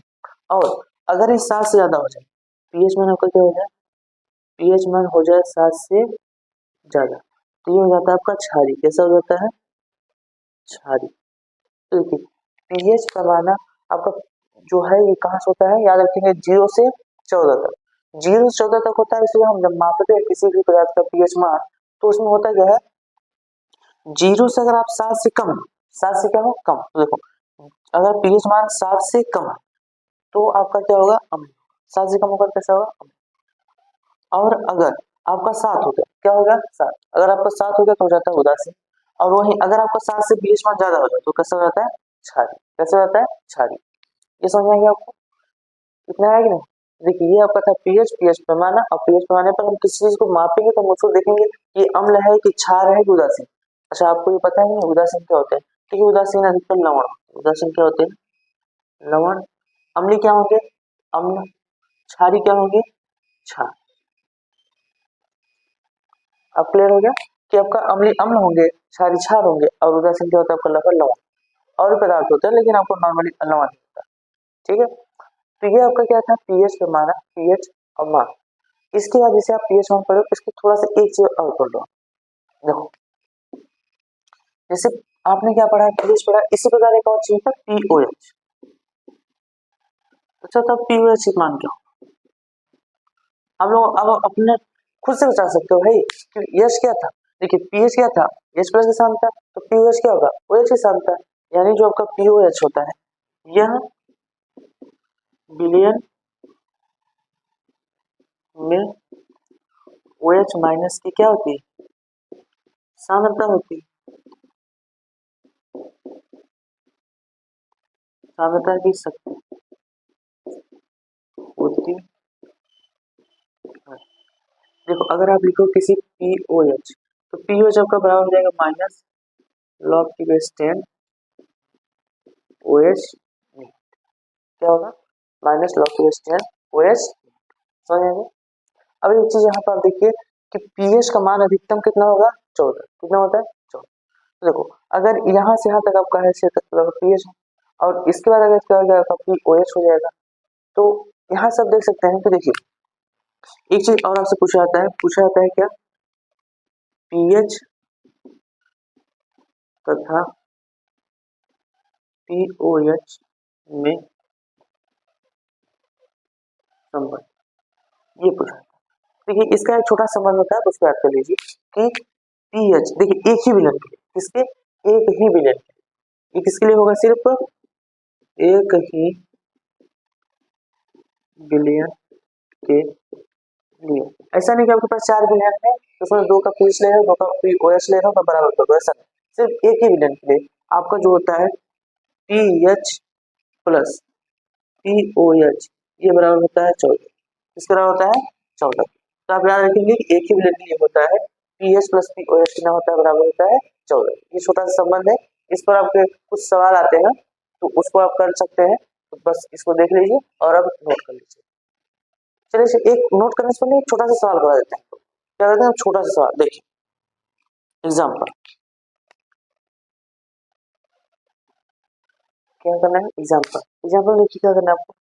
जैसे मान लीजिए आपके पास HCl था, क्या था HCl, जिसने जिसको आपने जली विलयन में डाल दिया स्टोव में डाल दिया, तो ये H प्लस और Cl माइनस में टूट गया, किस चीज में टूट गया H प्लस और Cl माइनस में टूट गया। अब यहाँ से आपको क्या दिया है जो H प्लस की सांद्रता है, H प्लस की सांद्रता कितना है, 1 गुणे 10 घात माइनस 2, कितना है, 1 गुणे 10 घात माइनस 2, और ऐसी सांद्रता है। अब देखिए सांद्रता जो होता है मोल प्रति लीटर, कितना होता है, मोल प्रति लीटर। तो अब आपसे पूछ रहा है कि यहाँ पर आप HCl का पीएच मान बताइए, ज्ञात करिए। क्या ज्ञात करना है आपको,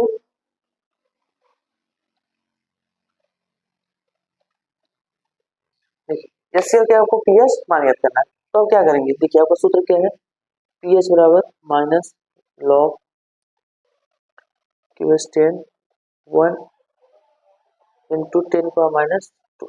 देखिए जो जहाँ सांद्रता था आपने H प्लस के साथ में क्या किया, उसके सांद्रता मान लिया 1 गुणे 10 का माइनस 2, यहाँ पर रख दिया आपने। अब इसको सॉल्व कर लीजिए। तो देखिए जब आप इसको सॉल्व करेंगे, इसको सॉल्व कैसे किया जाता है,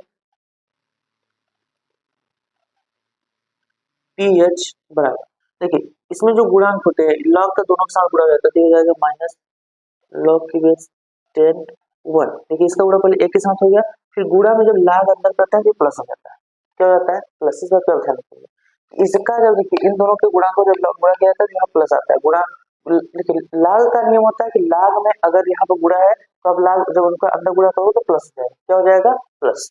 तो प्लस हो जाएगा। अब ये माइनस लाग का गुणा अंदर करें क्या हो जाएगा, माइनस लॉग की बेस 10, और यहाँ हो जाएगा, ध्यान देखिएगा यहाँ पर 2 पावर लॉग की बेस 10, देखिए इसका बेस यहाँ पर 10 लिखा है, ये 10 हो गया, इंटू ये वाला 10 घात माइनस 2, क्या हो गया, 10 घात माइनस 2। समझ गया। अब देखिए नीचे नहीं दिख रहा है तो यहाँ पर हम थोड़ा सा लिख दे रहे हैं, देखिए यहाँ पर आपका आया क्या, पीएस बराबर आया है माइनस लॉग की बेस 10 1 प्लस माइनस लॉग की बेस 10 की पावर माइनस 2, यही आया है। अब देखो लॉग की बेस 10 1 का मान होता है 0, क्या होता है, लॉग की बेस 10 1 मान क्या होता है 0 प्लस, और देखो इसको आप गुणा करोगे तो ये आगे आ जाएगा। देखिए लॉग का नियम होता है, लॉग का क्या होता है, नियम होता है, लॉग का नियम होता है कि इसका जो घात में होता है वो आगे आ जाता है, घात में होता है कहाँ आएगा, तो देखिए आगे जाएगा तो यहाँ माइनस है तो क्या हो जाएगा, माइनस हो जाएगा प्लस 2 और लॉग 10 इंटू 10, लॉग 10 इंटू 10। अब इसको देखिए ये जगह क्या हो जाएगा, 0 जुड़े वही रहेगा 2 इंटू, देखिए लॉग 10, जैसे लॉग 1 का मान 0 होता है तो लॉग 10 मान 1 कितना होता है 1, तो आपका पीएच मान कितना आ जाएगा 2, कितना आ जाएगा 2, यानी HCl के यहाँ पर जो आपका पीएच मान है कितना है 2, कितना है 2। समझ आ गया, चलिए इसको नोट कर लीजिए, ठीक, नोट कर चलिए। अब हम पढ़ेंगे लवण, हम क्या पढ़ेंगे, लवण। तो अब लवण भी पढ़ेंगे और लवण के साथ देखिए एक चीज और पढ़ेंगे, उदासीनीकरण अभिक्रिया। लवण भी पढ़ लेंगे, उदासीनीकरण दोनों एक साथ पढ़ लेंगे। देखिए सब हम क्या पढ़ने वाले हैं, हम पढ़ने वाले हैं अब लवण, कि लवण किसे कहते हैं। तो देखिए अभी आपने पढ़ा क्या, आपने अम्ल पढ़ा, क्षार पढ़ा, तो अम्ल और क्षार दो अलग अलग चीजें पढ़े। देखिए अगर अम्ल और क्षार दोनों को हम मिला दें, क्या करें, मिला दें, तो बताओ अम्ल और क्षार दोनों को मिला देंगे तो क्या होगा, कुछ नया पदार्थ बनेगा। तो अम्ल और क्षार को मिलाने से जो बनता है उसे बोलते हैं लवण। क्या बोलते हैं, लवण। देखिए अम्ल और क्षार जब मिलाते हैं ना तो इसमें दो चीजें बनती है, एक बनता है लवण, दूसरा बनता है जल। तो अम्ल और क्षार मिलाने की अभिक्रिया या अम्ल और क्षार से जो अभिक्रिया होती है उसे बोलते हैं उदासीनीकरण अभिक्रिया। अब इससे जो बनता है वो बनता है आपका लवण और जल। देखिए जो जो चीज हम बोले वो आप बोल रहे, अम्ल तथा क्षार की क्रिया कराने से क्या क्या प्राप्त होता है, लवण तथा जल प्राप्त होता है, और इसे उदासीनीकरण अभिक्रिया कहते हैं। क्या कहते हैं, उदासीनीकरण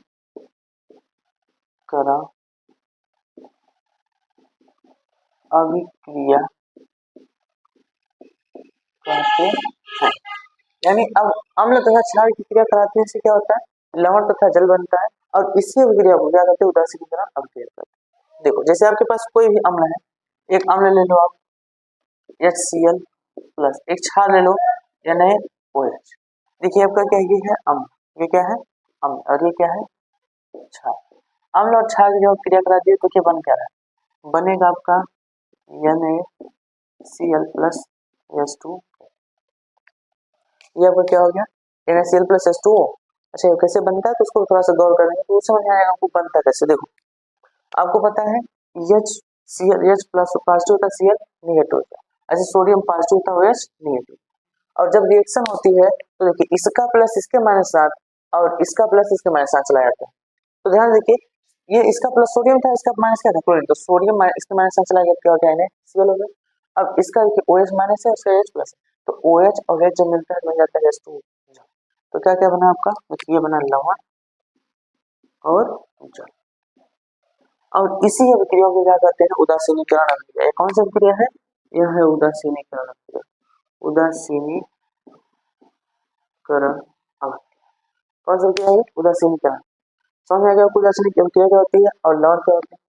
तो देखिए ये आपका क्या था लवण। इसके बाद अगर आप लवण को थोड़ा सा और समझेंगे तो लवण देखिए तीन प्रकार बनते हैं। कितने प्रकार बनते हैं, तीन प्रकार के।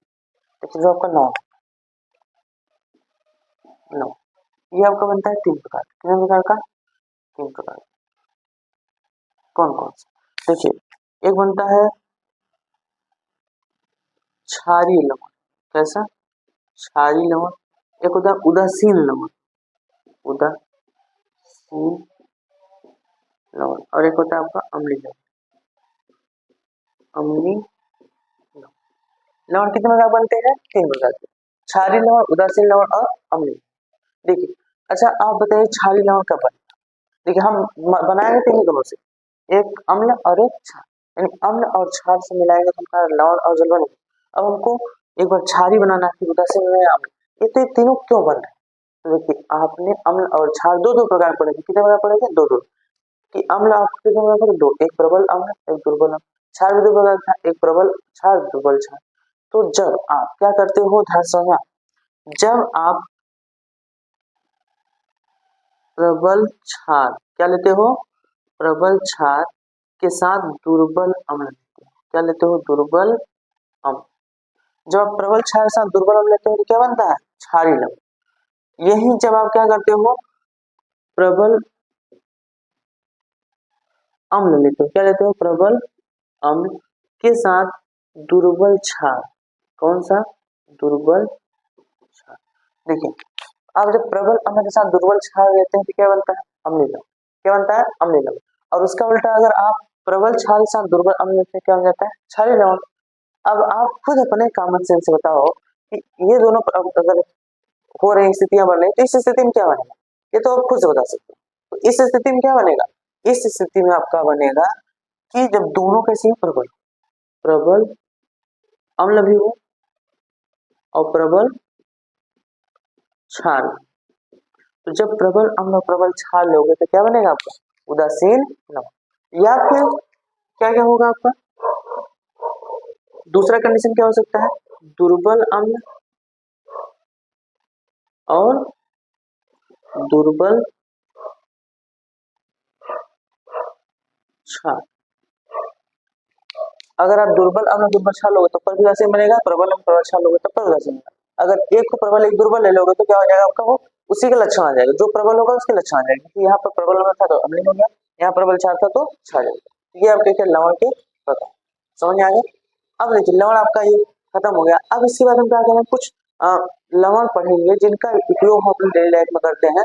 तो आपको कुछ महत्वपूर्ण लवण पढ़ने हैं तो एक एक करके हम लवणों को पढ़ें। जल्दी से आप इसे नोट कीजिए, हम बढ़ते हैं अगले टॉपिक की ओर। स्टार्ट करते हैं हम लोग। आपको पढ़ने देखिए मुख्य रूप से चार लवण पढ़ने, कितने चार लवण पढ़ने, चारों लवण को पढ़ लेंगे बस आपको। तो चार लवण में आपका एक साधारण लवण भी होगा, इसको जोड़ देंगे तो 5 लवण हो जाएगा। तो देखिए पहला सबसे पहले जो हम खाते हैं उसको चेक करते हैं, तो मतलब उसको हम लिखते हैं। तो सबसे पहले क्या होगा आपका साधारण नमक, साधारण नमक। तो साधारण नमक क्या होता है, तो जो आप खाते हो, आप कौन सा नमक खाते हो, ये उसका सूत्र क्या होता है आपको पता है। तो देखिए जो साधारण नमक होता है इसका अणुसूत्र होता है,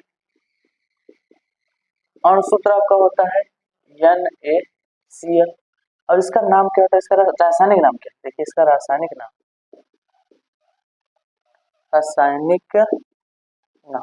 इसका रासायनिक नाम आपका होता है सोडियम क्लोराइड। क्या नाम होता है? Sodium chloride. इसका रासायनिक नाम क्या होता है? Sodium chloride. और सूत्र क्या दे रहे हैं? Cl। देखिए इसको बनाते कैसे, तो निर्माण की विधि सबसे पहले हम क्या देखेंगे, निर्माण की विधि।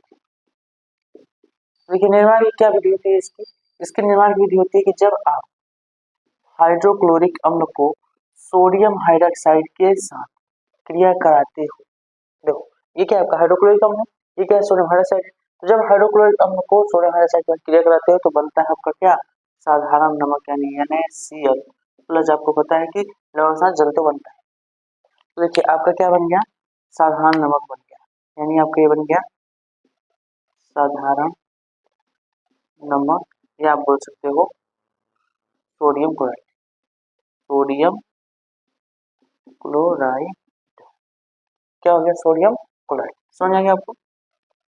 चलिए ये आपका हो गया, बन गया सोडियम क्लोराइड। इसके बाद अब इसका क्या क्या उपयोग होता है, तो सबसे पहले देखिए आपका उपयोग क्या होता है, क्या करते हो अपने खाने में जो भोजन में आप जो जिस नमक का यूज करते हो वो सोडियम क्लोराइड, यानी सोडियम क्लोराइड का यूज हम किस में करते हैं, अपने भोजन बनाने में करते हैं या भोजन पकाने में करते हैं। दूसरा, इसी देखिए सोडियम क्लोराइड का ही प्रयोग हम विभिन्न प्रकार के रसायनों में करते हैं, जैसे धावन सोडा, बेकिंग सोडा आपको बनाने में, और कास्टिक सोडा, इस प्रकार के अन्य चीजों को बनाने में भी इसका प्रयोग किया जाता है। फिर इसको देखिए हम इस सोडियम क्लोराइड से सोडियम धातु और क्लोरीन गैस प्राप्त करते हैं, यानी सोडियम धातु और क्लोरीन गैस को भी प्राप्त कर सकते हैं, तो इसमें भी इसका यूज होता है। फिर कुछ क्षेत्रों में, विशेष क्षेत्रों में, जिससे जहाँ बहुत सारा क्या होता है, बहुत सारा क्या होता है आपका बर्फ पड़ता है, क्या पड़ता है, बर्फ इतना ज्यादा बर्फ गिरता है कि वहाँ की सड़कों पर पूरा बर्फ जम जाता है। अब बताओ आप सड़क पर बर्फ जम गया तो वहाँ पर क्या गाड़ियां आ पाएंगी क्या? नहीं। अब गाड़ियां नहीं आ पाएंगी, ना ही सड़क दिखेगा कि बर्फ जमा है, पता नहीं कहाँ सड़क किधर है, पता नहीं चलेगा सामने। तो वहां से सड़कों पर से बर्फ हटाने के लिए क्या करते हैं, NaCl का प्रयोग किया जाता है, यानी NaCl साधारण नमक को उस बर्फ पर छिड़क देते हैं, तो उसका क्या होता है, गलनांक जो होता है वो घट जाता है, जिससे बर्फ पिघल जाता है और रास्ता क्लियर हो जाता है। ये थे आपके क्या कुछ उपयोग, किसके उपयोग थे, साधारण नमक। चलिए इसको नोट कर लीजिए। अब हम इसके अगला बढ़ते हैं दूसरा। चलिए अब हम देखते हैं व्यंजक चूर्ण। अगला हमारा लवण है क्या, व्यंजक चूर्ण। तो हम किसको देखेंगे अब हम देखेंगे व्यंजक चूर्ण। इससे बोला जाता है ब्लीचिंग पाउडर। क्या बोला जाता है, ब्लीचिंग पाउडर। अब आपका ब्लीचिंग पाउडर क्या होता है, तो इसका देखिए अणु सूत्र जो होता है वो क्या होता है, अणु सूत्र। तो इसका अणु सूत्र होता है CaOCl2। क्या होता है, CaOCl2। अब इसका रासायनिक नाम देखिए, इसका रासायनिक नाम क्या होता है, इसका रासायनिक नाम होता है देखिए कैल्शियम, कैल्शियम ऑक्सी क्लोराइड या कैल्शियम क्लोरो हाइपो क्लोराइड। देखिए यहाँ क्लोराइड और यहाँ क्लोराइड, तो इसका देखिए दो नाम, एक सिंपल इसका नाम आप देख सकते हैं कैल्शियम ऑक्सी क्लोराइड। क्या है, कैल्शियम ऑक्सी क्लोराइड, या इसका नाम होता है, शुद्ध नाम होता है कैल्शियम क्लोरो हाइपो क्लोराइड। ये दोनों रासायनिक नाम, ये दोनों क्या है, रासायनिक नाम। साधारण नाम आपका है व्यंजक चूर्ण, इंग्लिश नाम है ब्लीचिंग पाउडर। समझ आएगा, ये आपका क्या है, व्यंजक चूर्ण। अब इसके निर्माण की विधि हम देखते हैं कि व्यंजक चूर्ण बनता है। देखिए अब क्या देखेंगे, व्यंजक चूर्ण के निर्माण की विधि। तो क्या देखेंगे, निर्माण की विधि। निर्माण की विधि क्या है, देखिए निर्माण की विधि अगर आपको देखना है तो जब हम क्या करते हैं, देखिए बूझे चूने को, किसको, बूझे चूने को क्रिया करा देते हैं क्लोरीन गैस, यानी हम जब बूझे चूने का क्रिया कराते हैं किससे, क्लोरीन गैस से, तो क्या बनता है हमारा व्यंजक चूर्ण। क्या बनता है, व्यंजक चूर्ण। ये आपका क्या है, देखिए ये आपका है बूझा चूना, ये क्या है, क्लोरीन। जब आप क्लोरीन गैस की क्रिया कराते हैं व्यंजक बूझे हुए चूने से, तो क्या हो जाता है, व्यंजक चूर्ण CaCl2 प्लस आपका निकल जाता है। क्या निकल जाता है, जल। तो ये आपका क्या है, देखिए ये आपका बुझा चूना है,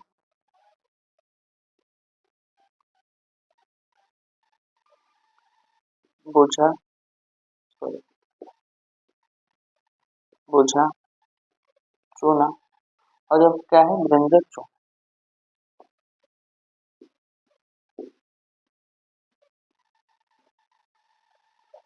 व्यंजक चूना। समझ आएगा, ये क्या थी, निर्माण की विधि। निर्माण विधि में कुछ आते हैं भौतिक गुण, इसे क्या आते हैं, भौतिक गुण।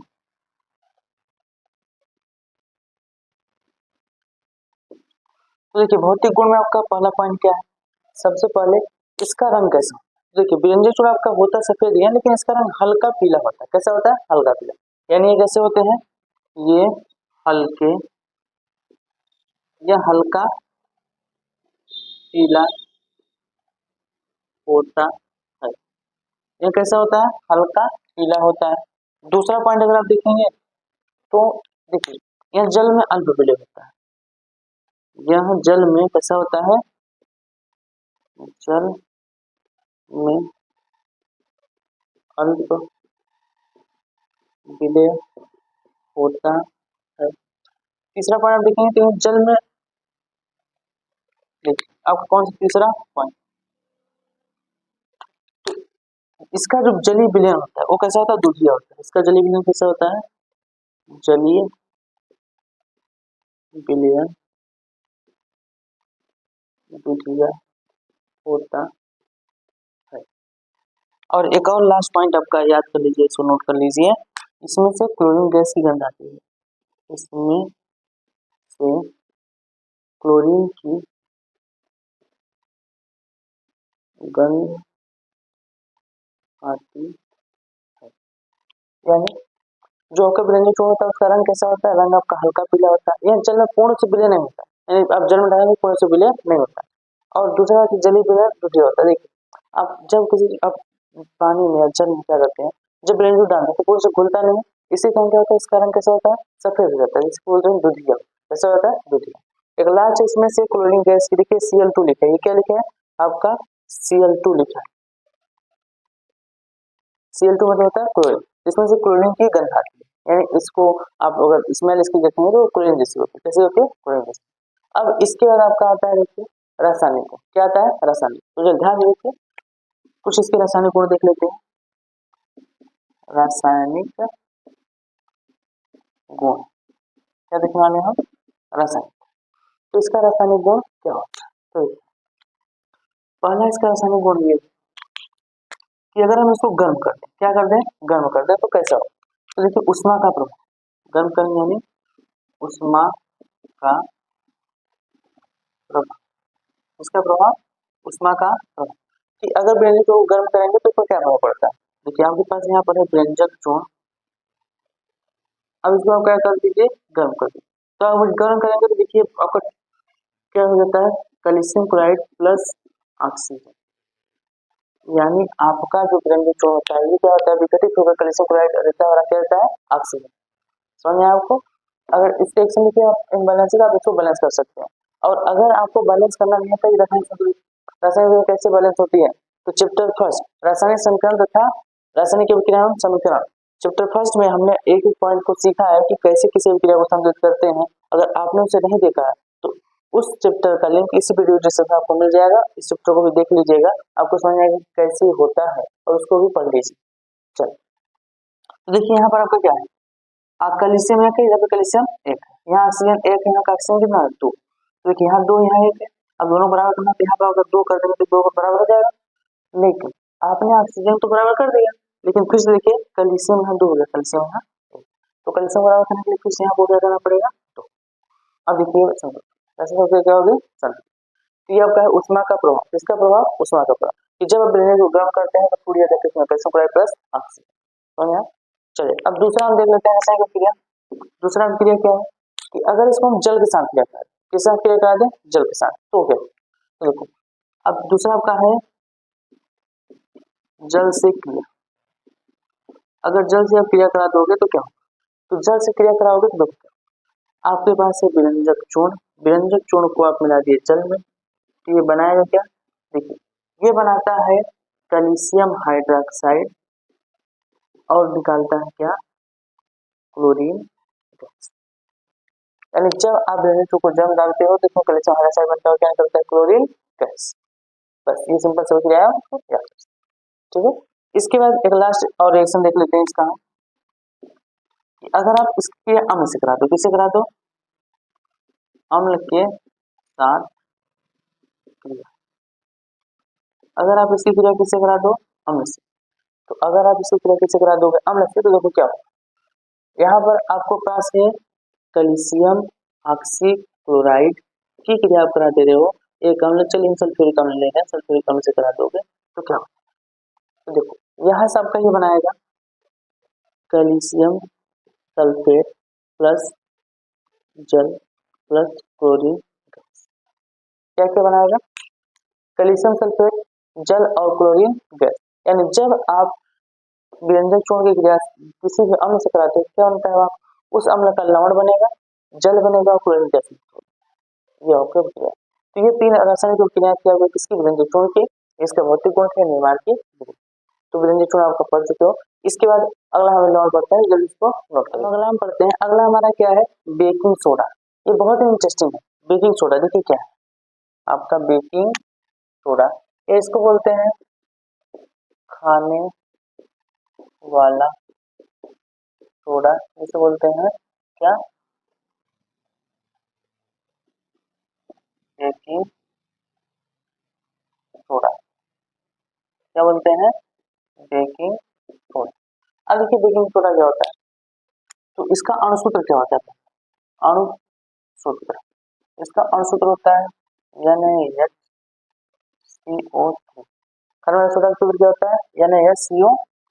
दूसरा इसका रासायनिक नाम क्या होता है, रासायनिक नाम, तो इसका रासायनिक नाम क्या होता है, इसका रासायनिक नाम होता है सोडियम बाई कार्बन, या आप बोल सकते हो इसी का नाम होता है, या हम या सोडियम हाइड्रोजन कार्बन। तो इसका क्या नाम होता है, रासायनिक नाम सोडियम बाइकार्बोनेट। देखिए हाइड्रोजन को बाई पढ़ा जाता है और हाइड्रोजन पढ़ा जाता है, इसलिए इसका नाम सोडियम बाइकार्बोनेट बोल सकते हो, सोडियम हाइड्रोजन कार्बोनेट बोल सकते हो। इसका क्या है, देखिए खाने वाला सोडा और या फिर बेकिंग सोडा। तो आप बेकिंग सोडा जानते हो, बेकिंग सोडा क्या होता है, जो हम अपने मतलब खाने पीने में यूज करते हैं। जैसे आप दुकान में जाते हो बेकिंग सोडा मांगने, तो आप वहां से बोल दो कि सोडा दे दीजिए, खाने वाला सोडा दे देते हैं। अच्छा, इसका एक और नाम होता है जो घरेलू चल भाषा में यूज किया जाता है, मीठा सोडा जो बोलते हैं। क्या बोलते हैं, मीठा सोडा। अब आप गए दुकान पे, कहते हो उसे सोडा दे दो, तब वो आपको दे दिया सर्फ एक्सल या फिर जो भी है आपका वॉशिंग पाउडर, अब वॉशिंग पाउडर दे दिया, उसको काम करो, क्योंकि अभी आप वॉशिंग पाउडर ही पढ़ोगे, तो आपको चाहिए था कौन सा, मीठा सोडा। आप बोल रहे हो उनसे क्या चाहिए, सोडा। तो सोडा का नाम क्या बोलते हैं, वॉशिंग सोडा। अब लिया उसका बनाओ खाओ, तो सब होगा क्या, नहीं। तो ध्यान रखना इसको मीठा सोडा बोलते हैं, या फिर क्या बोलते हैं, खाने वाला सोडा, या समझ आएगा। ये आपका अणुसूत्र है और रासायनिक नाम। इसके बाद क्या आता है, इसके बाद देखिए आता है आपका निर्माण की विधि, किसको बनाएंगे, निर्माण की विधि। तो देखिए इसको कैसे बनाते हैं, हम ले लेते हैं सोडियम कार्बोनेट। क्या लेते हैं, सोडियम कार्बोनेट। सोडियम कार्बोनेट को जलीय विलयन के साथ कार्बन डाइऑक्साइड गैस प्रोवाइड करते हैं, तो उसमें क्या बन जाता है, बेकिंग सोडा। यानी हमारे पास क्या होता है, सोडियम कार्बोनेट, सोडियम कार्बोनेट का सूत्र ये होता है Na2CO3। इसकी क्रिया कराते हैं जल से, किसे कराते हैं, जल से, और इस पर कार्बन डाइऑक्साइड भी प्रोवाइड कर देते हैं। क्या प्रोवाइड करते हैं, कार्बन डाइऑक्साइड। तो देखिए आपका क्या बनता है, आपका बनता है सोडियम बाई कार्बोनेट। क्या बनता है, सोडियम बाई कार्बोनेट। तो देखिए ये आपका रासायनिक अभिक्रिया हो गई। ये आपका क्या, सोडियम कार्बोनेट, जल, कार्बन डाइऑक्साइड, यहाँ से क्या बन गया आपका बेकिंग सोडा। क्या बन गया, बेकिंग सोडा। यार ये कभी कभी हिंदी में भी लिख देता है बेकिंग सोडा, कि बेकिंग सोडा क्या है, बेकिंग सोडा निर्माण की विधि बताइए, बेकिंग सोडा भौतिक गुण बताइए, बेकिंग सोडा के रासायनिक गुण बताइए। तो आपको वहां पर याद रखना होगा बेकिंग सोडा किसे कहते हैं, जो इंग्लिश नाम है, इसलिए आपको इंग्लिश में लिख रहे हैं, इंग्लिश नाम को भी आप हिंदी में याद रखिए जो उसको बेकिंग सोडा भी बोलते हैं।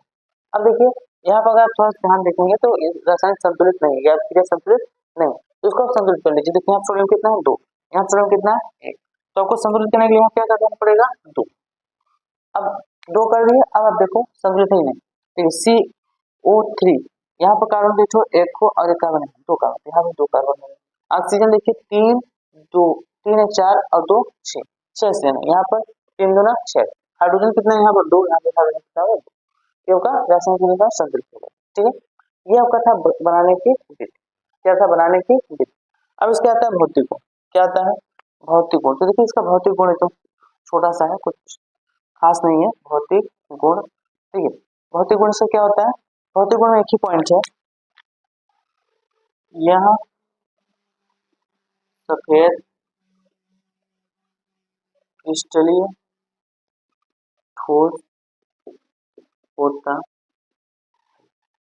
कैसा होता है सफेद क्रिस्टलीय ठोस होता है और यह प्रकृति में क्षारीय होता है। यह कैसा होता है, यह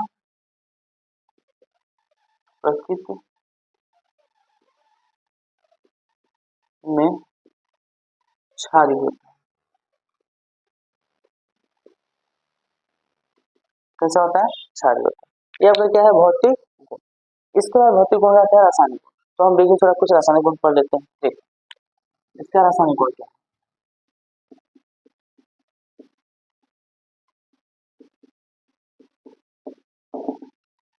इसका रासायनिक गुण, तो रासायनिक गुण पहला चीज हम पढ़ते हैं कि अगर हम इसको गर्म करें, क्या कर दें गर्म कर दें तो क्या होगा, यानी हम पढ़ेंगे उष्मा का प्रभाव। किसका प्रभाव, उष्मा का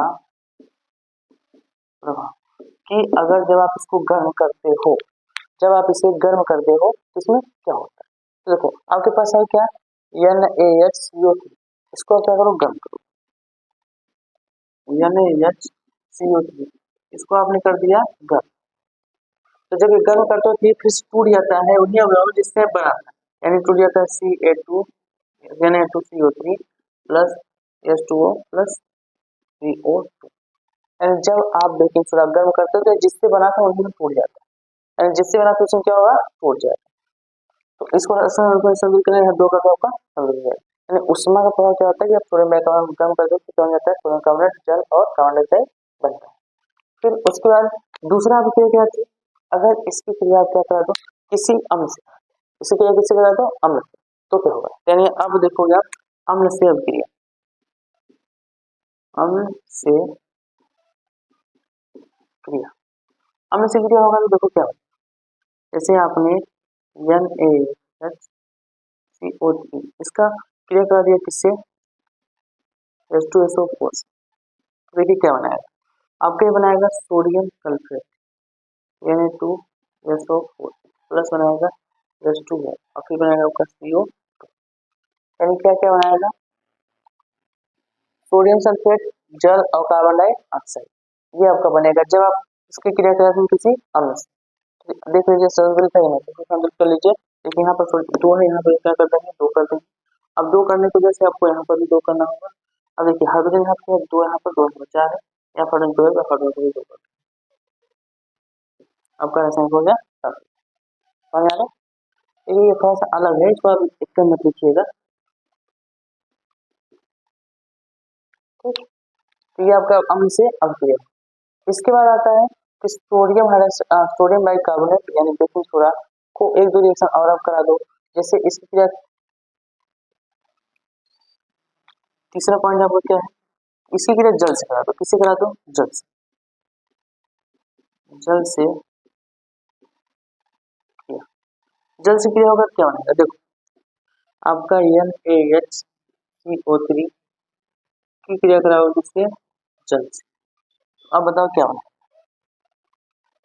देखिए यह जल में घुल जाता है, क्या होता है जलीय विलयन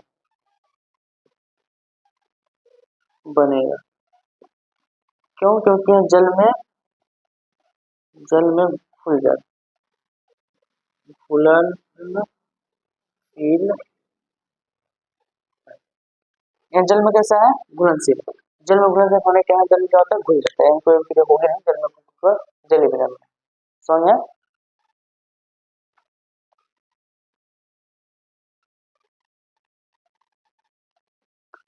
देखिए, जब हम क्रिया करते हैं सोडियम बाइकार्बोनेट यानी बेकिंग सोडा क्रिया करते हैं जल से, तो ये बनाता है आपका सोडियम हाइड्रोक्साइड। क्या बनाता है?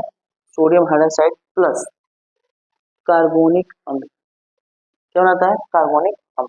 देखिए, ये इनका नाम आपको पता है, इसका नाम नहीं लिखिए। ये आपका है सोडियम हाइड्रोक्साइड, ये क्या है? सोडियम हाइड्रोक्साइड, और इसका नाम है कार्बोनिक अम्ल। क्या नाम है? कार्बोनिक अम्ल। ये आपका क्या है? कार्बोनिक अम्ल। तो यानी जल, आप जल से क्रिया कराते हैं, बनाता है सोडियम हाइड्रोक्साइड प्लस कार्बोनिक अम्ल। ये आपका रासायनिक क्रिया है बेकिंग सोडा। तो इसको नोट कर लीजिए। अब हम बढ़ते हैं अगले लवण की ओर, जिसका नाम है क्या? धावन सोडा। देखते हैं क्या? अब हम देखेंगे वॉशिंग पाउडर यानी धावन सोडा। क्या देखने वाले हैं हम? धावन धावन सोडा, इसको बोलते हैं वॉशिंग पाउडर। क्या बोलते हैं? Washing powder. अब वॉशिंग पाउडर क्या होता है? देखिए, वॉशिंग पाउडर जो अणुसूत्र होता है, इसका अणुसूत्र अणुसूत्र इसका होता है आपका Na2CO3 into 10H2। ये आपका क्या है? अणुसूत्र। अगर इसका आप देखोगे रासायनिक सूत्र, रासायनिक नाम, इसका क्या लिखोगे? रासायनिक नाम। तो रासायनिक नाम क्या होगा? रासायनिक नाम होता है इसका sodium carbonate carbonate decahydrate decahydrate decahydrate होता है, डेकाहाइड्रेट। इसका क्या नाम होता है? Sodium carbonate decahydrate. ये आपका नाम होता है किसका? धावन सोडा का, वॉशिंग पाउडर का, यानी 2CO3 तो 10H2 डेकाहाइड्रेट। समझ गए? ये आपका है नाम। इसके बाद हम बात देखते हैं इसके निर्माण की विधि। इसके निर्माण की विधि क्या है? निर्माण की विधि, देखिए इसके निर्माण की विधि क्या है? तो निर्माण की विधि क्या है? जब आप सोडियम क्लोराइड, अमोनिया, जल तथा कार्बन डाइऑक्साइड को एक साथ मिलाते हो, तब बनता है क्या? Ammonium hydroxide. देखिए, आपका क्या बनता है? अमोनियम क्लोराइड तथा सोडियम बाइकार्बोनेट। क्या क्या? जब आप क्या कराते हो? देखिए, सोडियम क्लोराइड, क्या लोगे आप? सोडियम क्लोराइड की क्रिया अमोनिया, जल तथा कार्बन डाइऑक्साइड के साथ कराते हैं। देखिए, आपका 3 स्टेप में बनता है। कितने स्टेप बनता है? 3 स्टेप। ये आपका स्टेप नंबर है first. Step first. Step first क्या है? कि जब सोडियम क्लोराइड, अमोनिया, जल और कार्बन डाइऑक्साइड को एक साथ मिलाते हो, तो ये बनाता है सोडियम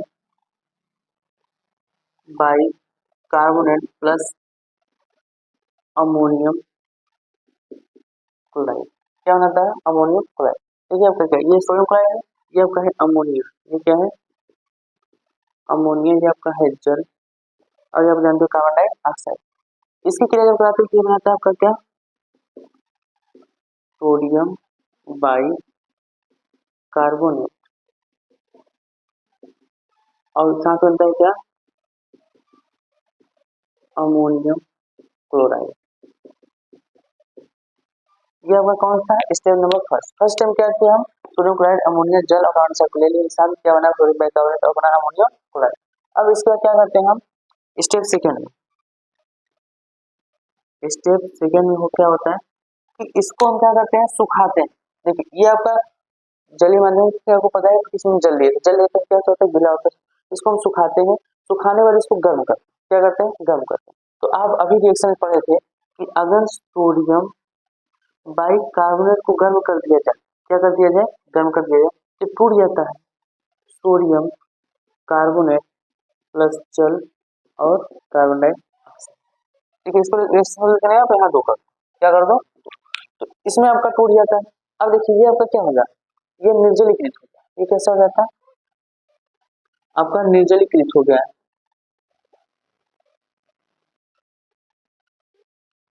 निर्जलीकृत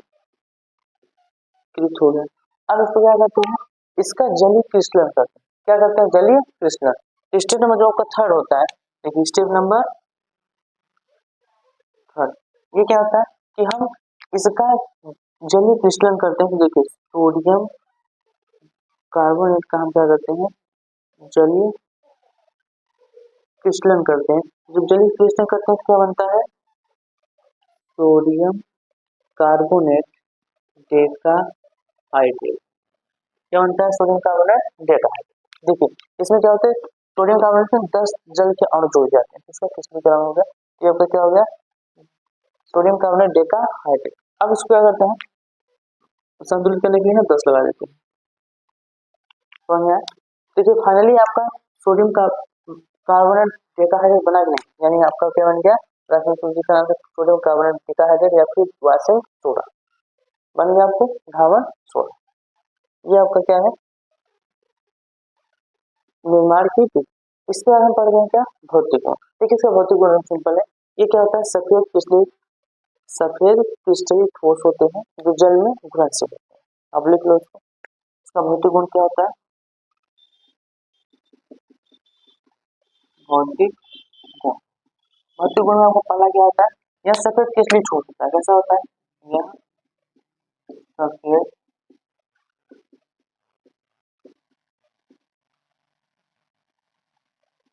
क्रिस्टलीय ठोस होता है। दूसरा है, यह जल में घुलनशील होता है, घुलनशील होता है। जल में कैसा होता है, घुलनशील। अब इसके बाद आपका आता है रासायनिक गुण। क्या आता है, रासायनिक गुण। तो देखिए इसका रासायनिक गुण क्या होता है, रासायनिक गुण आपका पहला इसका रासायनिक गुण है ऊष्मा का प्रभाव। किसका प्रभाव, ऊष्मा का प्रभाव। देखिए जब आप क्या करते हैं, वॉशिंग पाउडर को या धावन सोडा को ऐसे ही वायु में खुला छोड़ देते हैं, क्या करते हैं, वायु में खुला छोड़ देते हैं तो इसका निर्जलीकरण हो जाता है। क्या होता है, निर्जलीकरण हो जाता है, जिससे इसमें से नव जल के अणु बाहर निकल जाते हैं। यानी अगर आपने इसे छोड़ दिया बाहर, सोडियम कार्बोनेट डेकाहाइड्रेट को आपने ऐसे ही बाहर छोड़ दिया, तो इसका निर्जलीकरण होकर क्या बनाता है, ये बनाता है सोडियम कार्बोनेट मोनोहाइड्रेट, और इसमें नौ जल के अणु बाहर निकल जाते हैं। इसमें क्या होते हैं, नौ जल के अणु बाहर निकल जाते हैं, तो क्या है, सोडियम कार्बोनेट मोनोहाइड्रेट के नौ जल अणु बाहर, ये क्या हो जाता है, निर्जलीकरण होता है। अगर क्या थोड़ा सा और गर्म कर दो, अगर इसको क्या कर दो, गर्म कर दो, देखो सोडियम कार्बोनेट मोनोहाइड्रेट है, अगर इसे आप थोड़ा सा गर्म कर दो तो ये बना देता है क्या, आपका निर्जलीकृत सोडियम कार्बोनेट। क्या बन जाता है, निर्जलीकृत सोडियम कार्बोनेट। अब इसके बाद आपका क्या बन गया, निर्जलीकृत सोडियम कार्बोनेट। ठीक है, आपका क्या होता है, ऊष्मा का प्रभाव। उसके बाद दूसरा रासायनिक क्रिया आपका आता है अम्ल के साथ। किसके साथ, अम्ल के साथ क्रिया। ठीक है, अगर इसका अम्ल के साथ क्रिया कराते हैं, किसके साथ क्रिया कराते हैं, अम्ल के साथ क्रिया। अगर आप अम्ल के साथ क्रिया कराते हैं, देखिए आपके पास क्या है, सोडियम कार्बोनेट, इसका क्रिया कराते हैं आप किसी अम्ल के साथ कराते हैं, सल्फ्यूरिक अम्ल के साथ कराते हैं, किसके साथ करा दे रहे हैं, सल्फ्यूरिक अम्ल के साथ। तो देखिए क्या बनाता है, ये बनाता है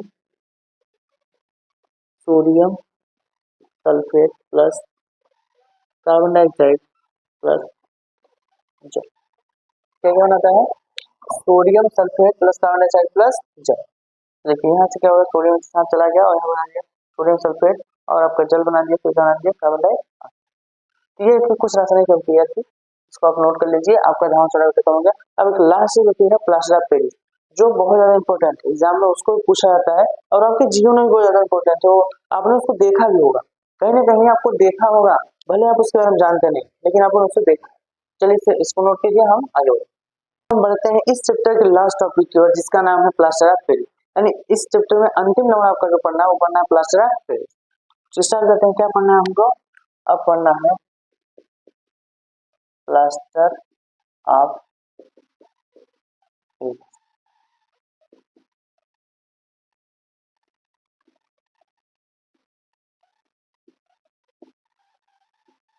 प्लास्टर ऑफ पेरिस। देखिए हमको क्या पढ़ना है, प्लास्टर ऑफ पेरिस। तो ये होता है क्या, देखिए प्लास्टर ऑफ पेरिस का सबसे पहले अणु सूत्र क्या पढ़ेंगे आप, अणु सूत्र। इसका अणु सूत्र होता है CaSO4 इंटू हाफ H2O। इसका रासायनिक नाम क्या होता है, रासायनिक नाम, देखिए इसका रासायनिक नाम होता है कैल्शियम सल्फेट हेमीहाइड्रेट, हेमीहाइड्रेट। इसका नाम क्या होता है, कैल्शियम सल्फेट हेमीहाइड्रेट। देखिए कैल्शियम सल्फेट इसका नाम हो गया और हेमी आपका हो गया हाफ और हाइड्रेट मतलब जल, ये आपका रासायनिक नाम होता है। अब इसको हम देख लेते हैं निर्माण की विधि, इसको बनाया कैसे जाता है, निर्माण की विधि। देखिए निर्माण की विधि क्या होता है, जब जिप्सम को, किसको, जिप्सम को 120 डिग्री सेल्सियस पर गर्म किया जाता है, कितने डिग्री सेल्सियस पर, 120 डिग्री सेल्सियस पर गर्म किया जाता है तो बन जाता है प्लास्टर ऑफ पेरिस। यानी जिप्सम क्या होता है, देखिए जिप्सम का सूत्र होता है CaSO4 इंटू 2H2O। ये आपका है जिप्सम, क्या है जिप्सम। जब जिप्सम को आप गर्म करते हो 120 डिग्री सेल्सियस पर, किसको गर्म करते हो 120 डिग्री सेल्सियस पर, तो ये बना देता है आपका plaster of Paris, calcium sulphate hemihydrate, और इसमें से आपका 3 का 2H2O निकल जाता है। देखिए कितना H2O था, 2H2O था। अब इसमें से आपका हाफ H2O अंदर आ गया तो बचे 3/2 H2O, वो बाहर निकल जाता है। तो ये आपका देखिए जब जिप्सम को गर्म किया जाता है 120 डिग्री सेल्सियस क्या बनता है, प्लास्टर ऑफ पेरिस। यानी आपका क्या है, ये आपका है प्लास्टर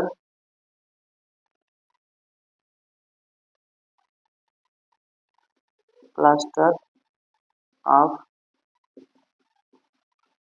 पेरिस, क्या है प्लास्टर ऑफ पेरिस। निर्माण विधि आपको समझ में आ गई। अब देखिए इसका भौतिक गुण क्या होता है,